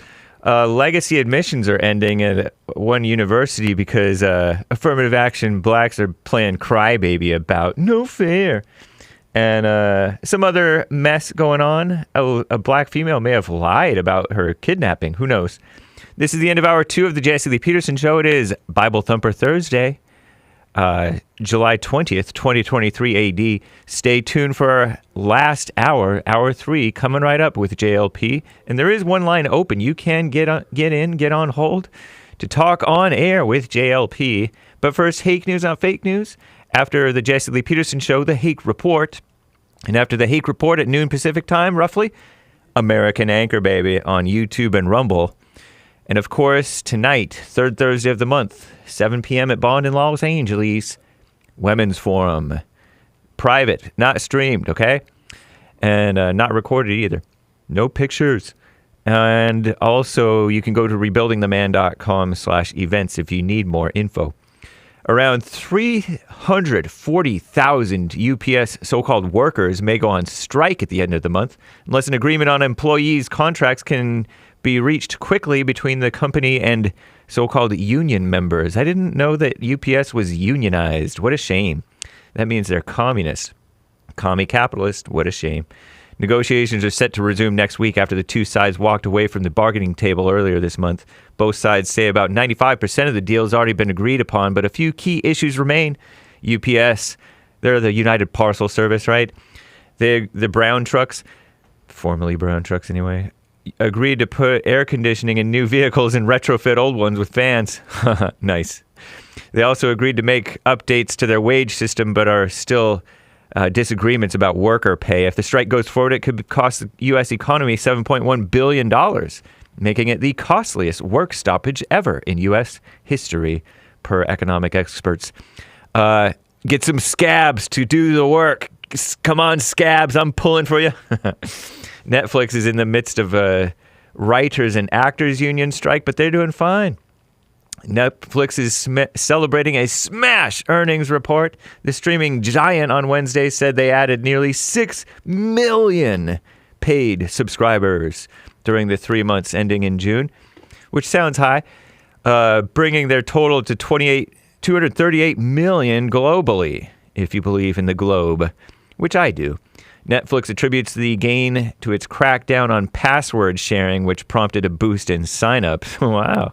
The results came at a pivotal moment for Netflix as the streamer looks to boost revenue by restricting password sharing and introducing an ad-supported subscription option, while also contending with strikes that have brought content production to an absolute halt.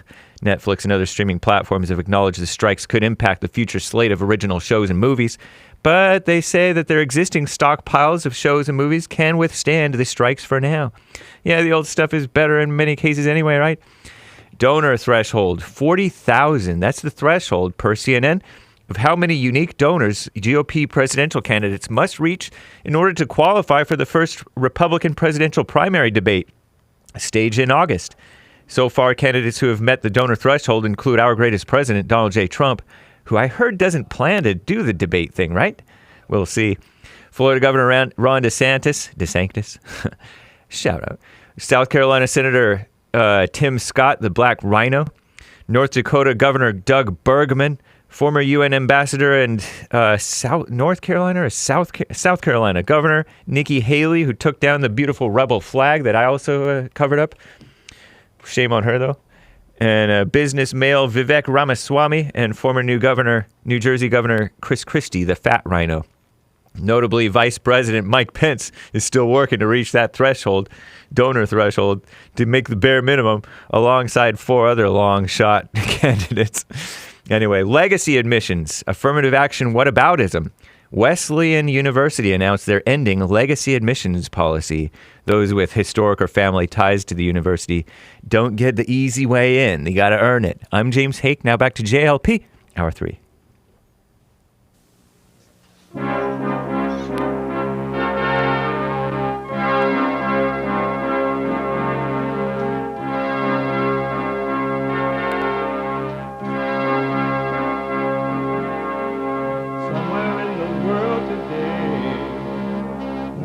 have to stand up strong, think the truth about themselves, to understand what went wrong. I know we can find a way. I know we can find a way. I know we can find a way to stand up,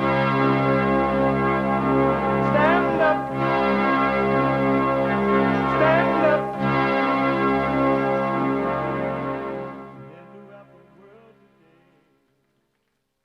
Uniting the races with truth instead of dividing them with lies. We're also rebuilding the family by rebuilding the man. I am Jesse Lee Peterson. Welcome to the third hour of the show already.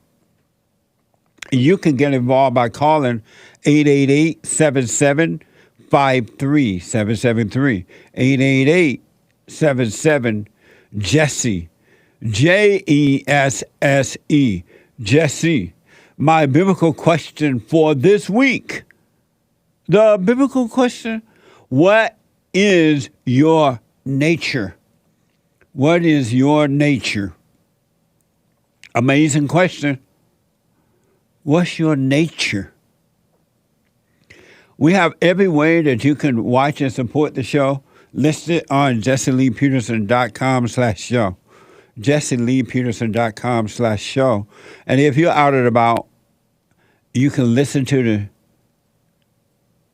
show on your iPhone or iPad anywhere in the world by calling the listen line at 641-793-1500. 641-793-1500. And don't forget to follow us, JLP Talk on Twitter and Jesse Lee Peterson on Instagram. Ring the bell, hit the like button, subscribe, and everything. I do appreciate it. It is Thursday. You know when it is Thursday, it is Bible Thumper Thursday. You know what happened? Can you see he's breathing? Hey! This man died since Friday. Hey! Elliot. Idiot. Lift your hands. My good God. He praying in tongues. And he playing. Commanding life. Rise up.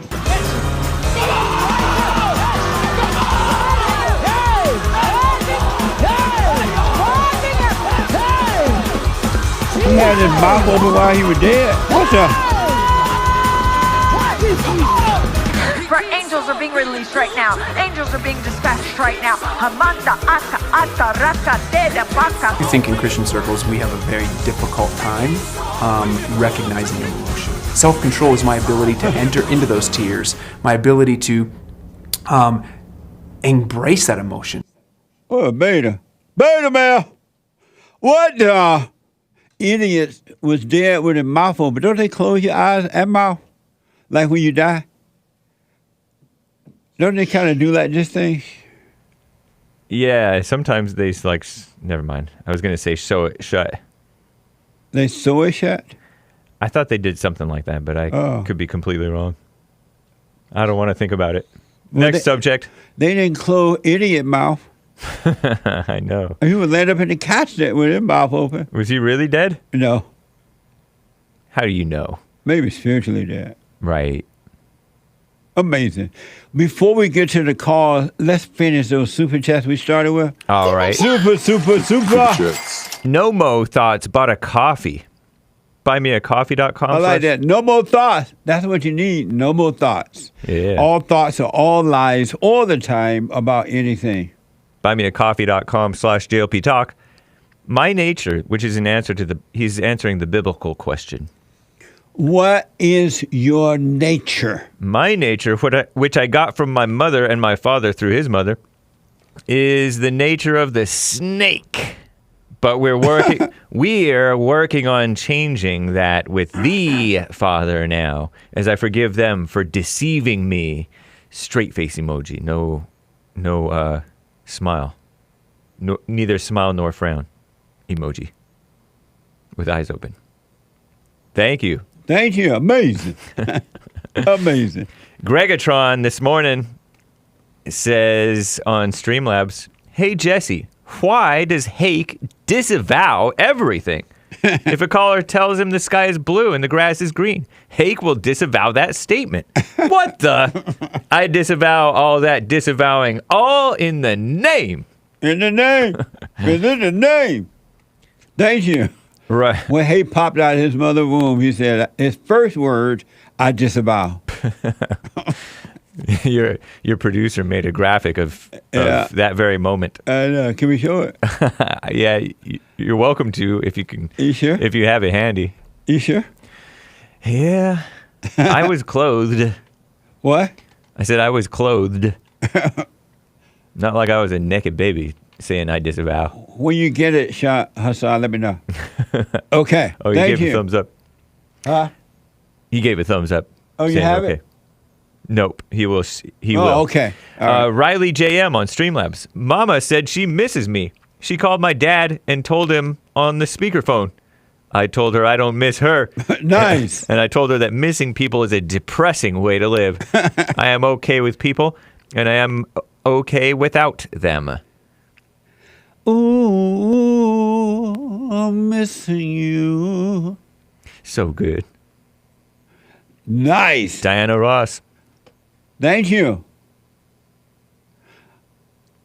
And sometimes I wonder. Okay. Okay. Star Sion bought a couple of coffees and saying, "Hey Jesse, please have the Fallen State guest request I sent. Thank you." I will. Well, we're looking at it. I had to check my producer. She continues with another coffee. I sent an email again for a guest request, Jesse. It would be great if you had them and discuss to wake them up. Get on your producers. Lots of laughs. LOL. Absolutely. Thank you, CR. Amazing. Is it a they, them? Why is she calling it a them? But anyway, Nicholas Gadsby bought a coffee saying, "Did you see the pictures Marjorie Taylor Greene put up of Hunter Biden? Those were crazy.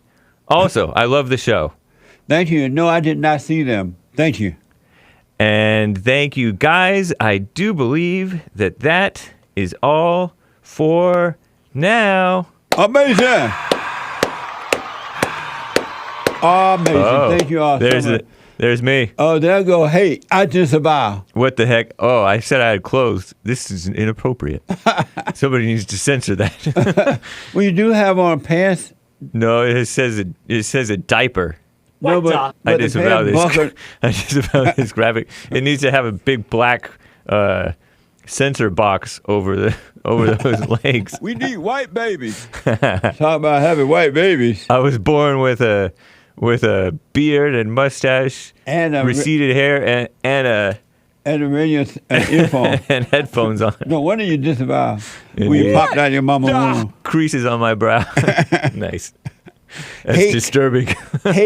Hake, first words, I disavow. Indeed. Amazing. My producer made that. Sean did. Amazing work, Sean. Thank you. All right. Amazing. So, this is White History Month. It's White History Month. And as you know and I know, white people are being blamed for everything. But the things that they are doing that are amazing, the enemies of God and of America and of white people are trying to destroy it. Everything that's good that the white folks are doing and have done for this country, and by the way, you know that America was founded by white men and with the help of God created the greatest country on this side of heaven. And the enemies of God and of this country and of white people trying to destroy it. And so everything, if you're smart, that's racist, that's white. If you work hard, that's white. If you want to have a meal together and you're all white, that's racist. They don't want you to do anything in your own country. They are visitors. They did not create this country, right? Well, it's White History Month, so we were trying to remind you of greatness of this country and why it's that way. Before these people are able to erase everything that's good and replace it with junk. Because that's what they're doing. With nothing but junk. Now they're trying to say, stand healthy is far-right extremism.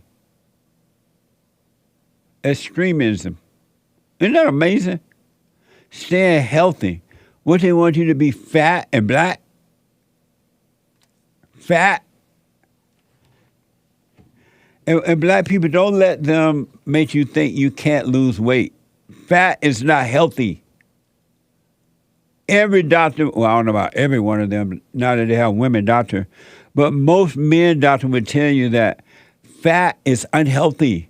You can have a heart attack and bring on diseases, all kinds of stuff. And just because the blacks are too lazy, especially the black women, they don't want to go and work that fat off. They're trying to make it be a norm. They don't love you. Take care of you. Become an individual. Be your own man, your own woman. They're saying that stand healthy is far-right extremism. This is from the New York Post. MSNBC is going viral for warning about the far-right's obsession with fitness. Can you believe that? With fitness. Far-right. When did that become far-right? Whatever that means.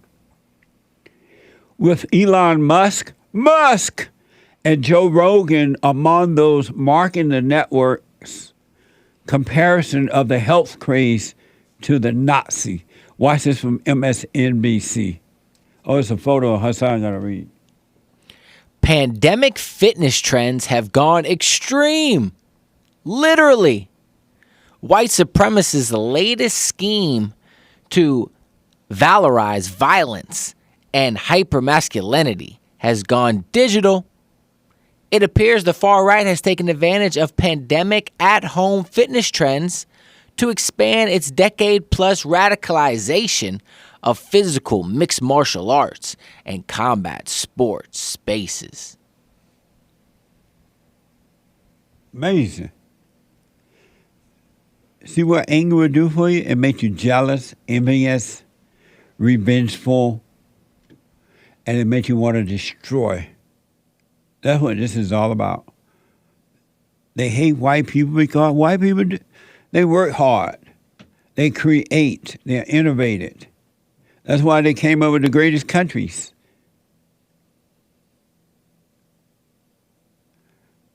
Amazing. They're calling stand healthy Nazi, comparing it to Nazis. These people are pure evil. And I want to say to the white folks, will you let them take this country over completely in the way that they've done in South Africa, Mommy Africa, and other parts of Africa? Where will you go?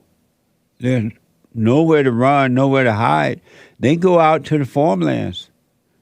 They're already starting to go out to the suburbs. Where will you go? When will you say no to this mess?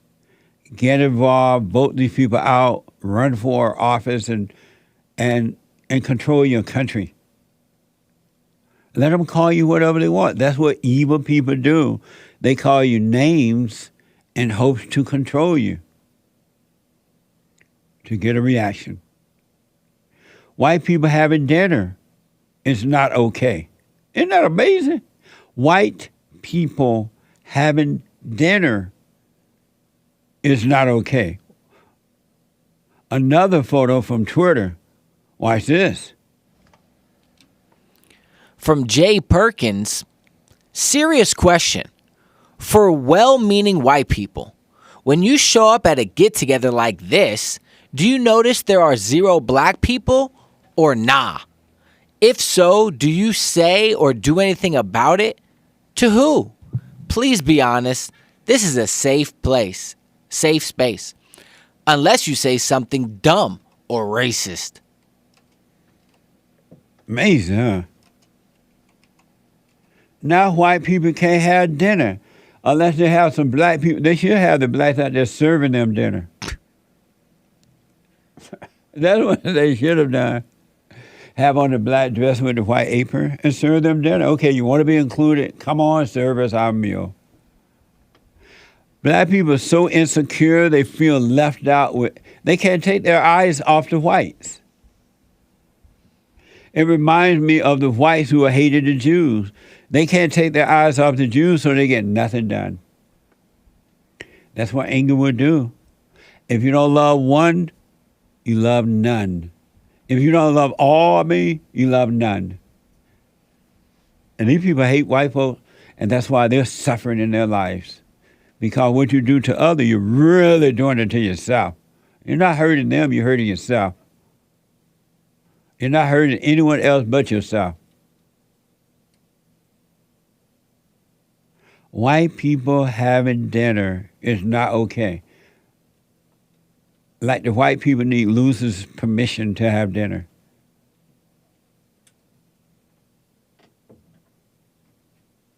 Amazing. White people, these people are evil. They're not playing. In South Africa, they have destroyed South Africa. Now they're going out into the farmlands where the white people are, and white people are living behind electric fences on the farmlands. They gave the blacks the city.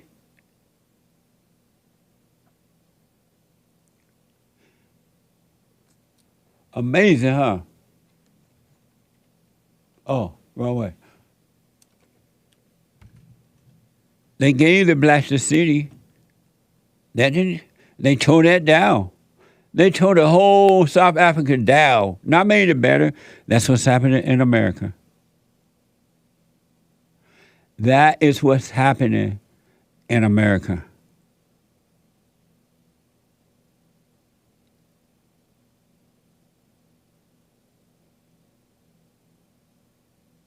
Amazing, huh? You think that's bad?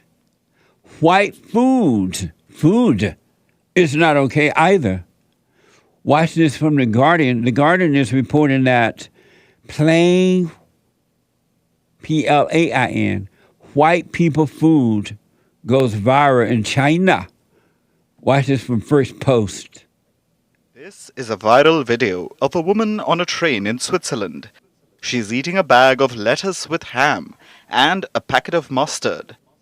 For many, this isn't a big deal, but for the users on Chinese social media, this food is lawless and outrageous, or the lunch of suffering. This video garnered so much criticism online, it sparked a culinary trend. Now the Chinese, both at home and abroad, are trying white people food. After what they call suffering this food, they're letting their inner Gordon Ramsay run wild by going online and expressing their critique on Chinese blogs, and doing so quite unabashedly. One user said he saw a woman buy raw sliced mushrooms, then eat it at the supermarket. He says he was dumbfounded. Another user shared their colleague's lunch. It was baby carrots and spinach, and went on to ask how anyone can be energetic after eating such food. But if you still lack clarity, one TikTok user clearly explained what white people food means. First, it has no spices. Why? The user says it's because the food doesn't prioritize enjoyment. Next, it involves minimal preparation. And lastly, it's eaten at work or school. So once people get back home, they can finally eat so-called normal food and get their life back. The lunch of suffering. Did you know about that? Had you seen that? I hadn't. You had not seen that? No. What a mess. Sharon, come and explain that to us a little bit about the China folks.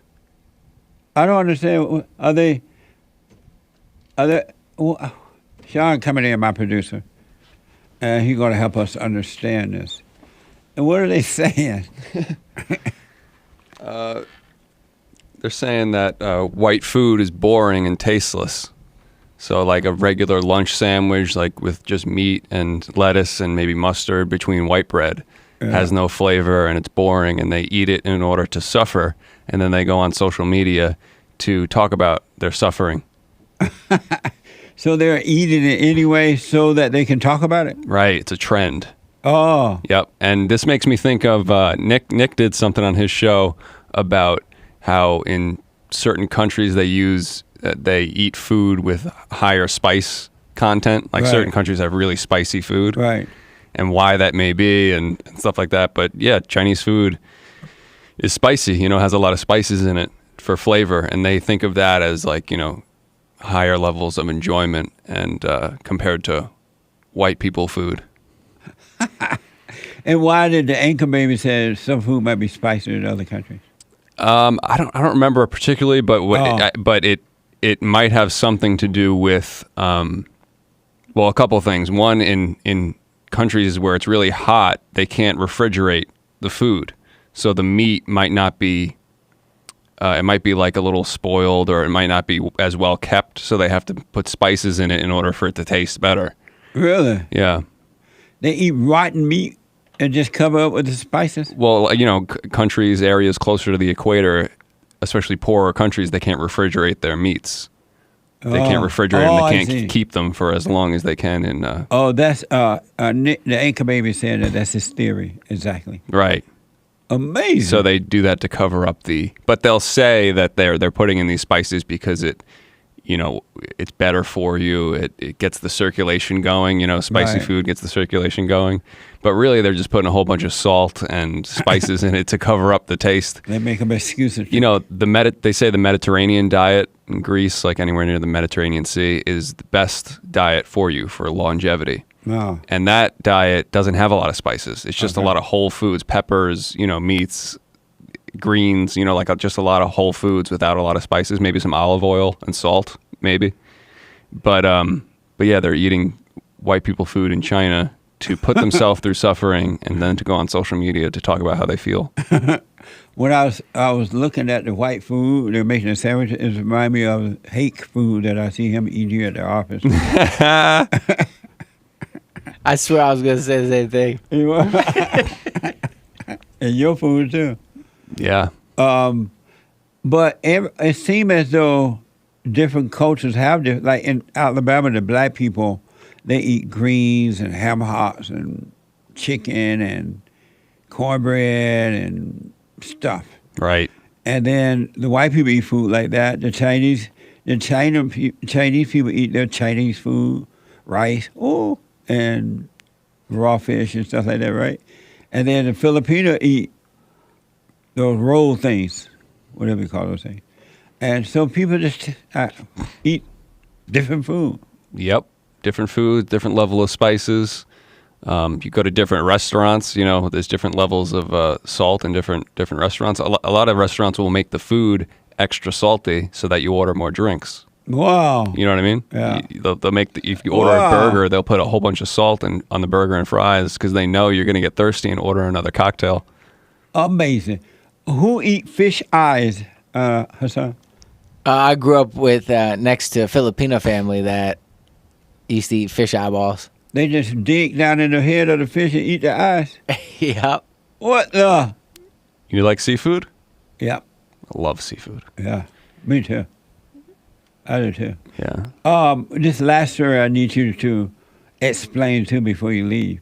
This is it's White History Month, folks. White folks, y'all better be trying to wake up. White movies are definitely not okay. Did you hear about this?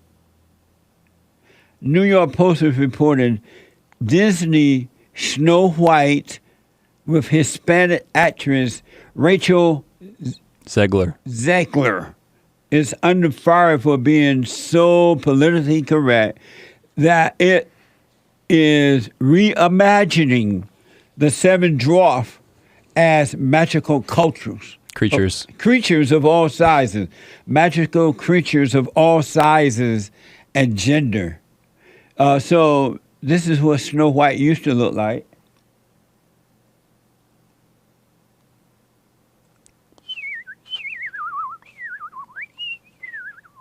Those are birds. And explain it for the folks who are not looking. You see in the picture two white people, and the seven dwarves are all white and dwarf-like, and that's the original story of Snow White. And you notice how bright they look. The surrounding is bright. It looks like the light of God. It's all bright. The birds are there. The squirrels are there. It looks so clean and refreshing, right? Yeah. Well, this is what Snow White looked like now. Watch this. See, we're from light to darkness. What a mess. Tell the folks what we're looking at now. So, yeah, I mean, you know, these remakes that they do in Hollywood, the white main character is often replaced, very often, replaced with a, POC, person of color. Right. And in this case, the seven dwarves are replaced with full-grown human adults, and they're reimagining them as magical creatures instead of dwarves. There's one dwarf there, a small person. A dwarf. Is it called Snow Mexicans and the 7 Illegals? That was Nick said. Snow Brown and the seven... I don't want to say it. Snow Mexicans and the 7 Illegals. That is funny. What a mess. Yeah, I mean, the first original one is so beautiful, and they got to take the white people out of it. They got to make it politically correct. Are we able to show them side by side? Show the white one and then the dark one? What a mess. What would it take for white people to start speaking up, man? Man. Hell. This is already hell. It's already hell. Yeah. More hell? Snow Mexican and 7 Illegals. That's so funny. Amazing. Happy White History Month, folks. This is what you're getting for not standing up. Pure darkness, pure hell. Thank you, man. You're welcome. Amazing. Let me go quickly to... Is it Baxter? Baxter. A first-time call out of New York. Baxter, thank you for calling. Thanks for holding you on the air. Hey, what's up, Jesse? Happy White History Month. Happy White History Month. Thank you. Yeah, so I just wanted to thank you. I think the approach that you were talking about through your programs, I think it's really the truth, You said when those who hear the truth would hearken to it, and I think that's true, Yeah, yeah. I shared some of your ideas with some of my friends who, in similar situation, young men in the fallen state. Baxter, hold on for everybody. Hold on, your phone is not clear. I'm gonna let Sean work with you on it. Do not hang up. I'll come back to you on it. Let me take a quick break. When I come back, more of your phone calls and super chats. Happy White History. The treasure chest is now open on D-Line. I'll be back in a moment.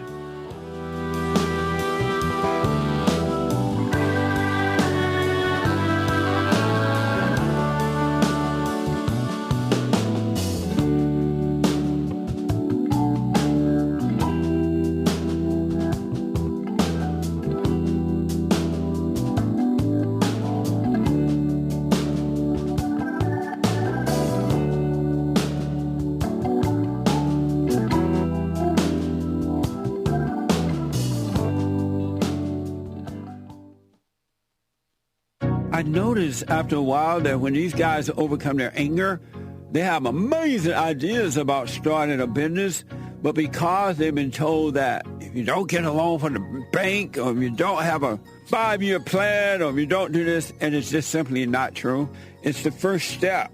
With faith, then all things are possible. So, but the most important thing is to return to the Father. That yearning that you have, that emptiness, that void, is not for more stuff. It's not for more friends. It is a return to the Father, because there's no way you can return to God and be angry at your earthly father. So thank you all so much, right? People around the world donated to Bond at rebuildingtheman.com, or they call 800-411-2663, and we're still committed to pointing the right way for men and women to return to the Father.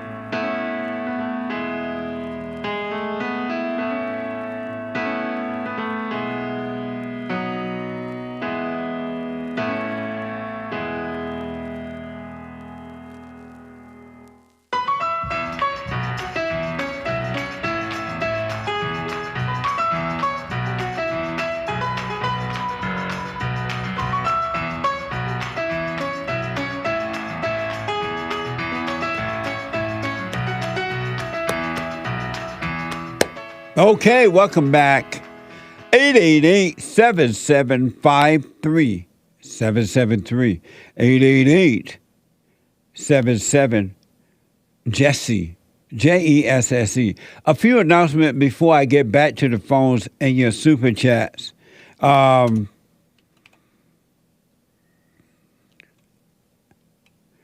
Hake report is coming up at the top of this hour. The Hake report.com. I'm typing a note there. The hatereport.com from 9 to 11 a.m. Pacific time. And at 12 noon, the American Anchor Baby at 12 noon Pacific time today. And tonight at 7 p.m., Ladies Forum for ladies only. Tonight at 7 p.m. every third Thursday night for ladies only. First Thursday for men, and Sunday mornings for everybody and their mama. So tonight, ladies, at 7 p.m. And then this Sunday, I won't be here for the Sunday fellowship. Joel Friday, he'll be doing the meeting for me this Sunday. I'll be back for the next Sunday for sure, but if the Lord is willing and the creek don't rise. But Joel, will be doing the Sunday morning fellowship. Make note of that. The Sunday morning fellowship. Brand new episode of The Fallen State tomorrow at 12 noon. Brand new episode. I had a very interesting discussion with Kaylee Triller Harms. She is a women's advocate, however you say that, a contributor to the Federalist and co-founder of the Hands Across the Aisle Women's Coalition. Watch this. Next time on The Fallen State. The only way that a woman can have a clear mind is by returning to her father. Do you actually believe what you're saying right now? I know it to be true. I hope you don't have a wife. This is the most misogynistic interview I've ever had. Why'd you marry a man that can't take care of you? Don't insult my husband or we're going to be done talking. I would rather have a hole in my floor than a man who treats me the way that you treat women. Have you ever experienced toxic masculinity? Yes. When? Today. Amazing. That's tomorrow at 12 noon Pacific time. And don't forget, you can support the Fallen State by becoming a member there on the YouTube, on our YouTube channel. And don't forget, for personalized shout-outs, Go to Cameo, Cameo, birthday shout-outs, weddings, anniversaries, encouragement, whatever. Congratulations. Whatever the shout-out is, all right? Go to cameo.com/Jesse Lee Peterson for your shout-outs. And Super Chat, you can donate and have your comments read out loud at jesseleepeterson.live. Buy me a coffee.com/JLP Talk. So let me go quickly back to Baxter, a first-time caller out of New York. Baxter, welcome to the show. You're on. Go ahead. Oh, I'm sorry. Let's try it again. Go ahead. Hey, Jesse, what's up? No, that's much better. Thank Yeah. you for having me. Yes, sir. All right, man. Yeah, so, like I was saying, I think, your approach with, letting go of emotions especially, that was a difficult one for a lot of my friends to swallow. They try to even justify that Jesus was angry when he cracked the whip and threw over the tables. So, I tried to, relate to them, and I understand what you're saying about being separate from the ego and all that. That stuff is very true. And have you overcome your anger? Yes, I believe I have, yes. So you went and forgave your mother? Yes, I did. How did it go? It was good. Me and my mother, we had a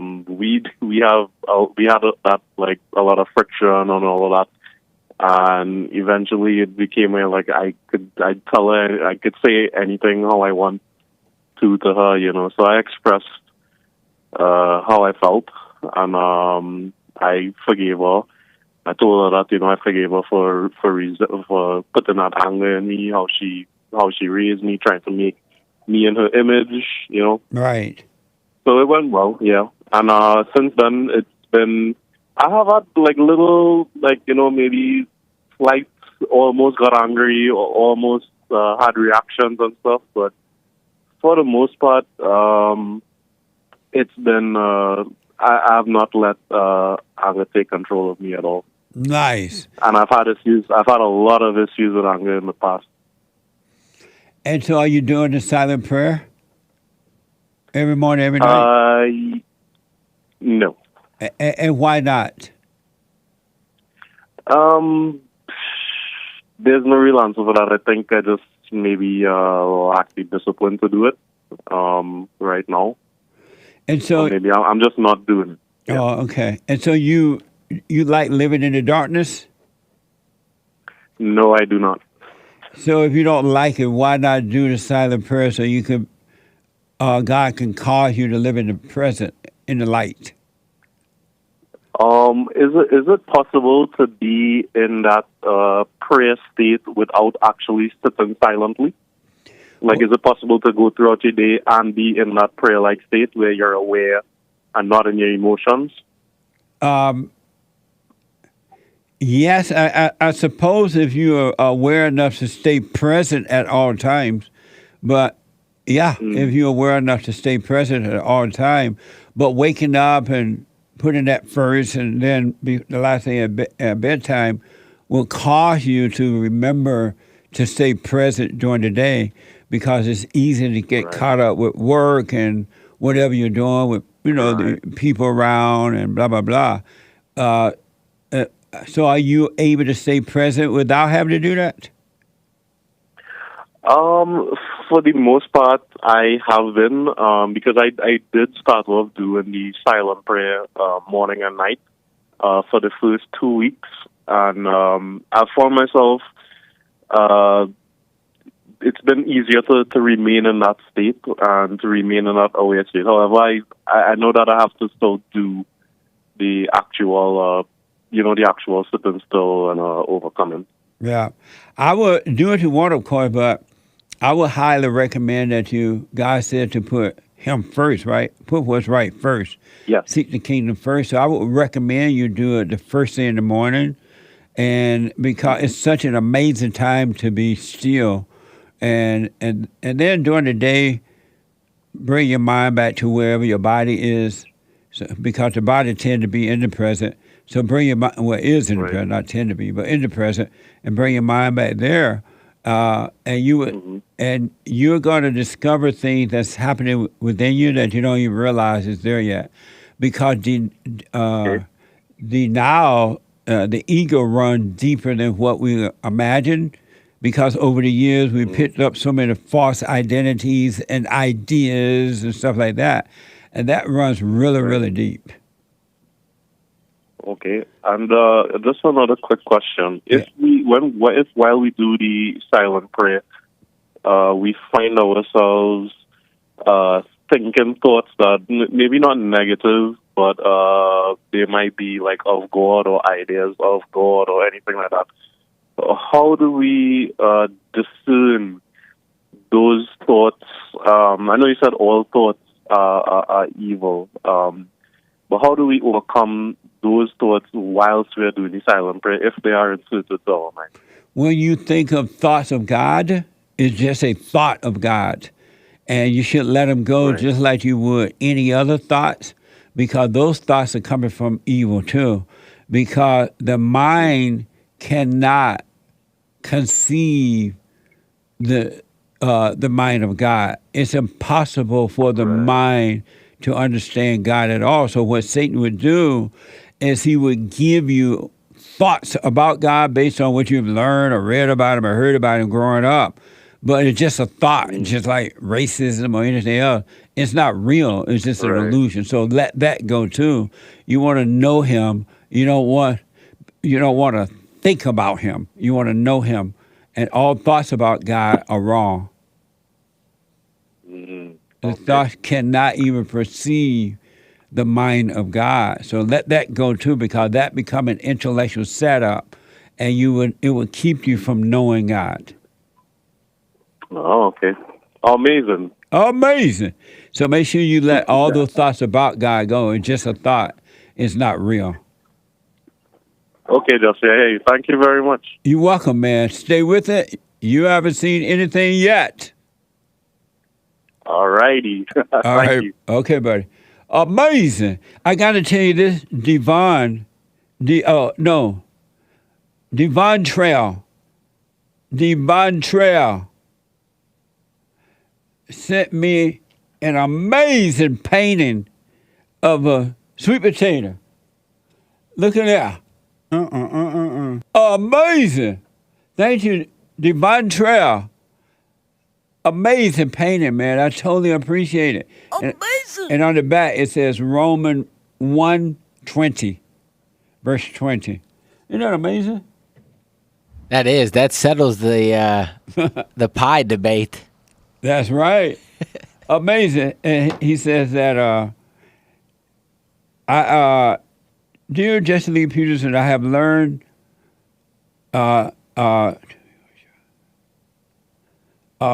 to your show?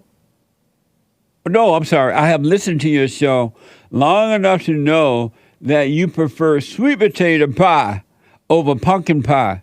So do I.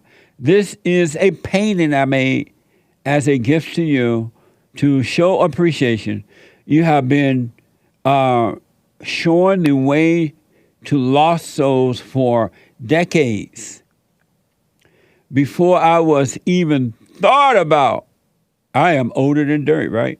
Before I was even thought about, for those that are truly seeking the truth, your work does not go unnoticed.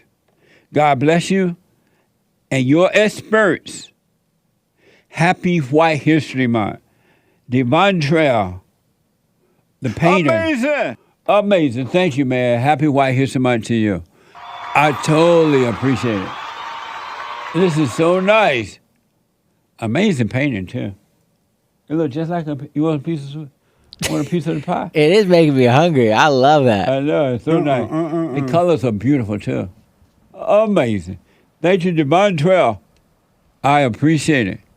And Romans 1:20 says, for ever since the world was created, people have seen the earth and sky. through everything God made. They can clearly see the invisible qualities, his eternal power and divine nature. So they have no excuse for not knowing God. Absolutely. Those that don't know him don't want to know him. They do not want to know him. Amazing. Thank you, man. Nice. Amazing. Amazing. Let me go to, is it Renee? Oh, Renee is gone. Let me go to Alex out of the United Kingdom. Alex, welcome to the show. You're on the air. Hey, Jesse, how are you? All is well, Alex. Happy White History Month. Happy White History Month. Yes, sir. So, I have this problem where basically whenever I care about something, I mess it up. So, for example, I had this job interview, right? And I couldn't have a clear mind, and I had this anxiety, which caused me to kind of mess up the interview and not get the job. Right. And the reason for that is because I cared too much about the outcome. Right. So if I was like indifferent to getting the job, I wouldn't have the anxiety, and I would probably end up getting the job. And this applies to different things throughout my life, not just with jobs, but different things also. So I feel like I'm stuck in this trap where whenever I care about something, I kind of self-sabotage myself into not getting it. And I know the answer is just to let go because, you know, I know that I have everything I need inside me and that what I really need is not some kind of job or some money or some women or all of that stuff. But I still have trouble letting go. Like, I can't just snap my fingers and not want anything. Well, so, yeah. And so your question for me is what? Like, what do I do? Like, how do I overcome this? By overcoming all thoughts. All thoughts are all lies all the time. And you do need a job because you're living on earth. You got to earn the way. You got to buy food. You need a job, right? But you got to overcome the thoughts about anything. And I promise you, if you overcome the thoughts, you overcome the fear, and all the anxiety and everything will disappear. Because anyone who has anger, they have the anxiety, they have fear. And so if you overcome the anger, overcome thoughts, you just simply live your life. Have you dropped your anger yet? Yes. You went and forgave your mother? Yes, I have. And your father? Yes. And so are you doing the silent prayer? I am, yes. Every morning and night? I've been doing it every night for quite a while. I just started doing it in the morning, like for the last week. So are you doing it every morning and night? Yes. So here's what I want you to do. The next time a job situation, any situation really, any situation, no matter what it is, so-called good or bad, when it comes up, just watch what the thoughts have to say about it. And if you're caught up in the thought, you're going to have emotions behind it, feelings, right? But just relax and let it pass and just go and be interviewed, get an interview for the job, and don't think about whether you're going to get it or not get it. And I'm telling you, it will always work out for you. It'll be fine. But you're getting into thoughts about things. Let the thoughts go. You want to learn to live, except for practical thoughts, you use them as a tool. But you want to learn to live without thoughts. You want to live in knowing, but you want to live without the thoughts. Right. All you need to do, if you let the thought pass through, the anxiety will have to go with it. Okay, but if I find myself, I can find myself in a situation where I have the anxiety, and I can kind of observe the anxiety, but it still doesn't go away. So should I just accept that I have the anxiety and I have the fear in that moment? Yes, 100%. and just know that you have it, accept it, but don't fight it. It's enough to see it. Don't fight with it. Don't call it good or bad. Don't let the devil tell you, oh, it's not working. It is working if you just accept it, relax in it, and do what you have to do, and the light will take care of the darkness. It will get rid of it. Right, makes sense. Yeah, you got. All right, thank you, Jesse. Yeah, you got to learn to live with it without resenting living with it. Don't have an opinion about it, and it will disappear. Got it. All right. All right. Thank you, Jesse. I appreciate it. You're welcome, buddy. I wish you well. Amazing. 888-775-3773. I got to type a note because I didn't get an answer to my first note. Let's see here.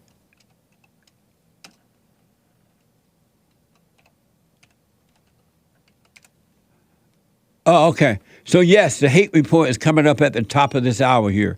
The Hake Report.com. Let me go to a first-time caller, Joe, out of California. Joe, welcome to the show. You're on the air. Thank you for having me, Jesse. Yes, sir. I'm a newer fan of yours. I just saw a clip of yours on Instagram. Joe, come closer to your phone and speak a little louder. I'm a new fan of your show, and I just seen a clip of yours on Instagram and watched a whole 2-hour clip of you shutting down people's pointless claims. And I just realized I was like, this is probably the closest I've ever found someone to actually I could match with, because my whole life my dad has been a church, goes to the evening prayer every single day to church. Every Friday, Sunday we'll go to church. Joe, I'm sorry, but I can't hear you. Hold on, let me let Sean because of time. Hold on, don't hang up, and I'll come back to you. All right. Let me go to Kevin out of Maryland. Kevin, welcome to the show. You're on the air. Hey, Jesse, how are you? This is me from... All is well, Kevin. Again? All is well. Oh, okay. Yeah, man, you are a legend, man. This is me from the other day when the train started coming. I'm at the steel mill. Oh, yeah. Yeah, I remember. What the... And I noticed that you said you worked at a steel mill for like a week one time just to get to Cali. I worked at Endless Steel Mill for 2 weeks. I left Alabama at 18. I went up to Indiana because I needed some money to go to California. During those days, the parents didn't do for adults. They made you do it for yourself, right? And so I wanted to go to California. I got me a job at Endless Steel for 2 weeks. I made one paycheck and came to California. That's amazing. Amazing.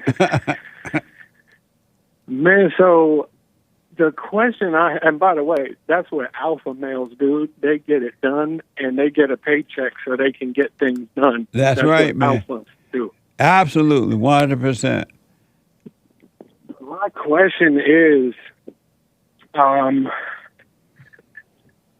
so the other day I told you I've forgiven my father, but I cannot get in touch with him because he just disowned me. But the thing is, we as humans, I think still, because the children of the lie, the leftists, I mean, we have people running around with Kool-Aid hair.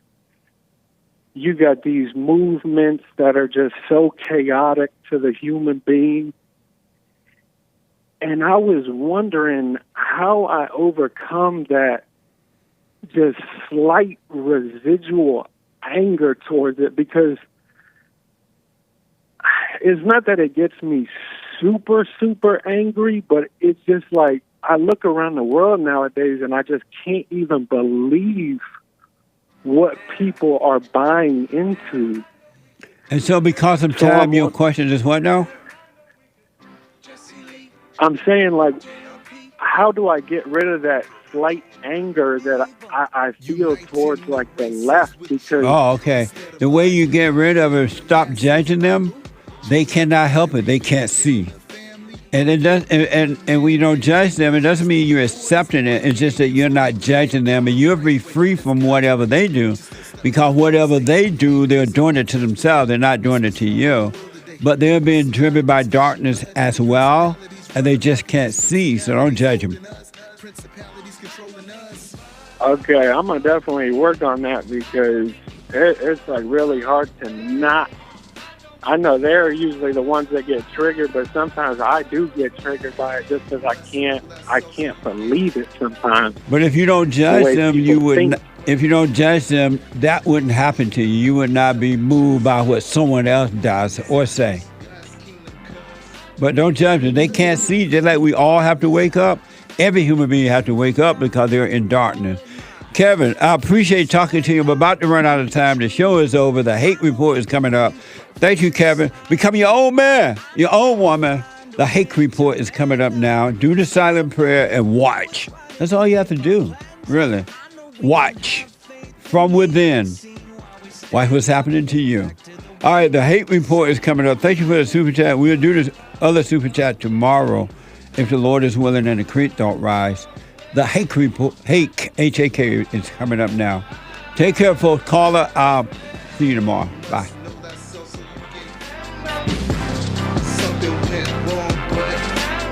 Check. I had to get on the track one time.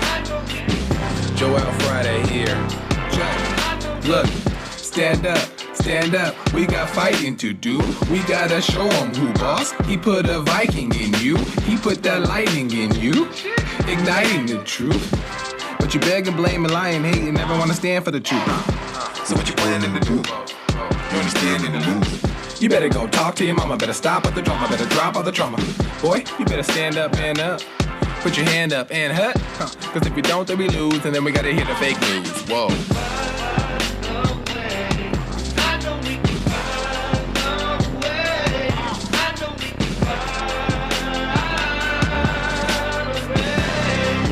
Know that so you get something went wrong, but face the truth about yourself and just seek first God's kingdom, cause you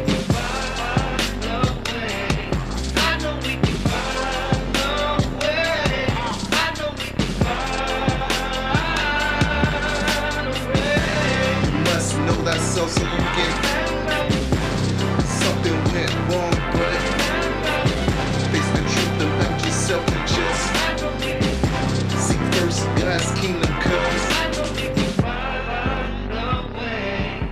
I know we can find a way.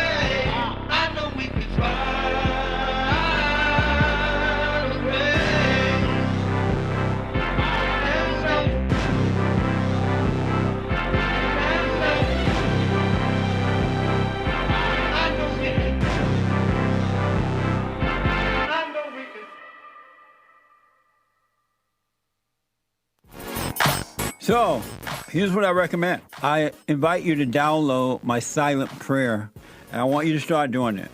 You just download it, get the points of how to do it, and then after a while, you just do it on your own.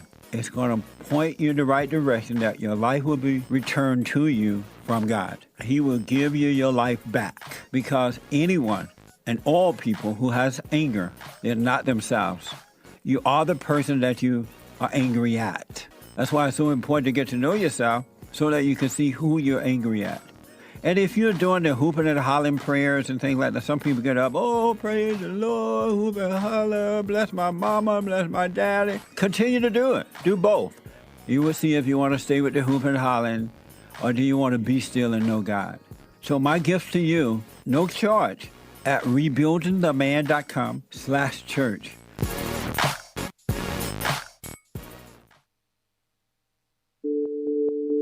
Like my cousin, sent me you, and I thank him for that. It was more of a, he thinks the whole everything's a joke. That just adds a little spice to it. But in the heart of what you're saying, there is real things going on. And people want to overlook that. And I'm telling you, Mr. Peterson, I'm not one of those people. And I thank God that, he showed you to me. And sometimes we just need some Jesse in our lives, I guess.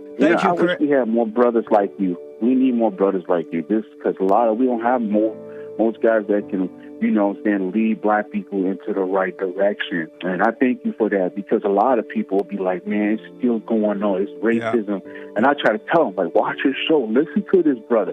He's telling the truth. Take no thought about tomorrow. Yesterday doesn't exist. And you're going to see, man, God is with us and all is well.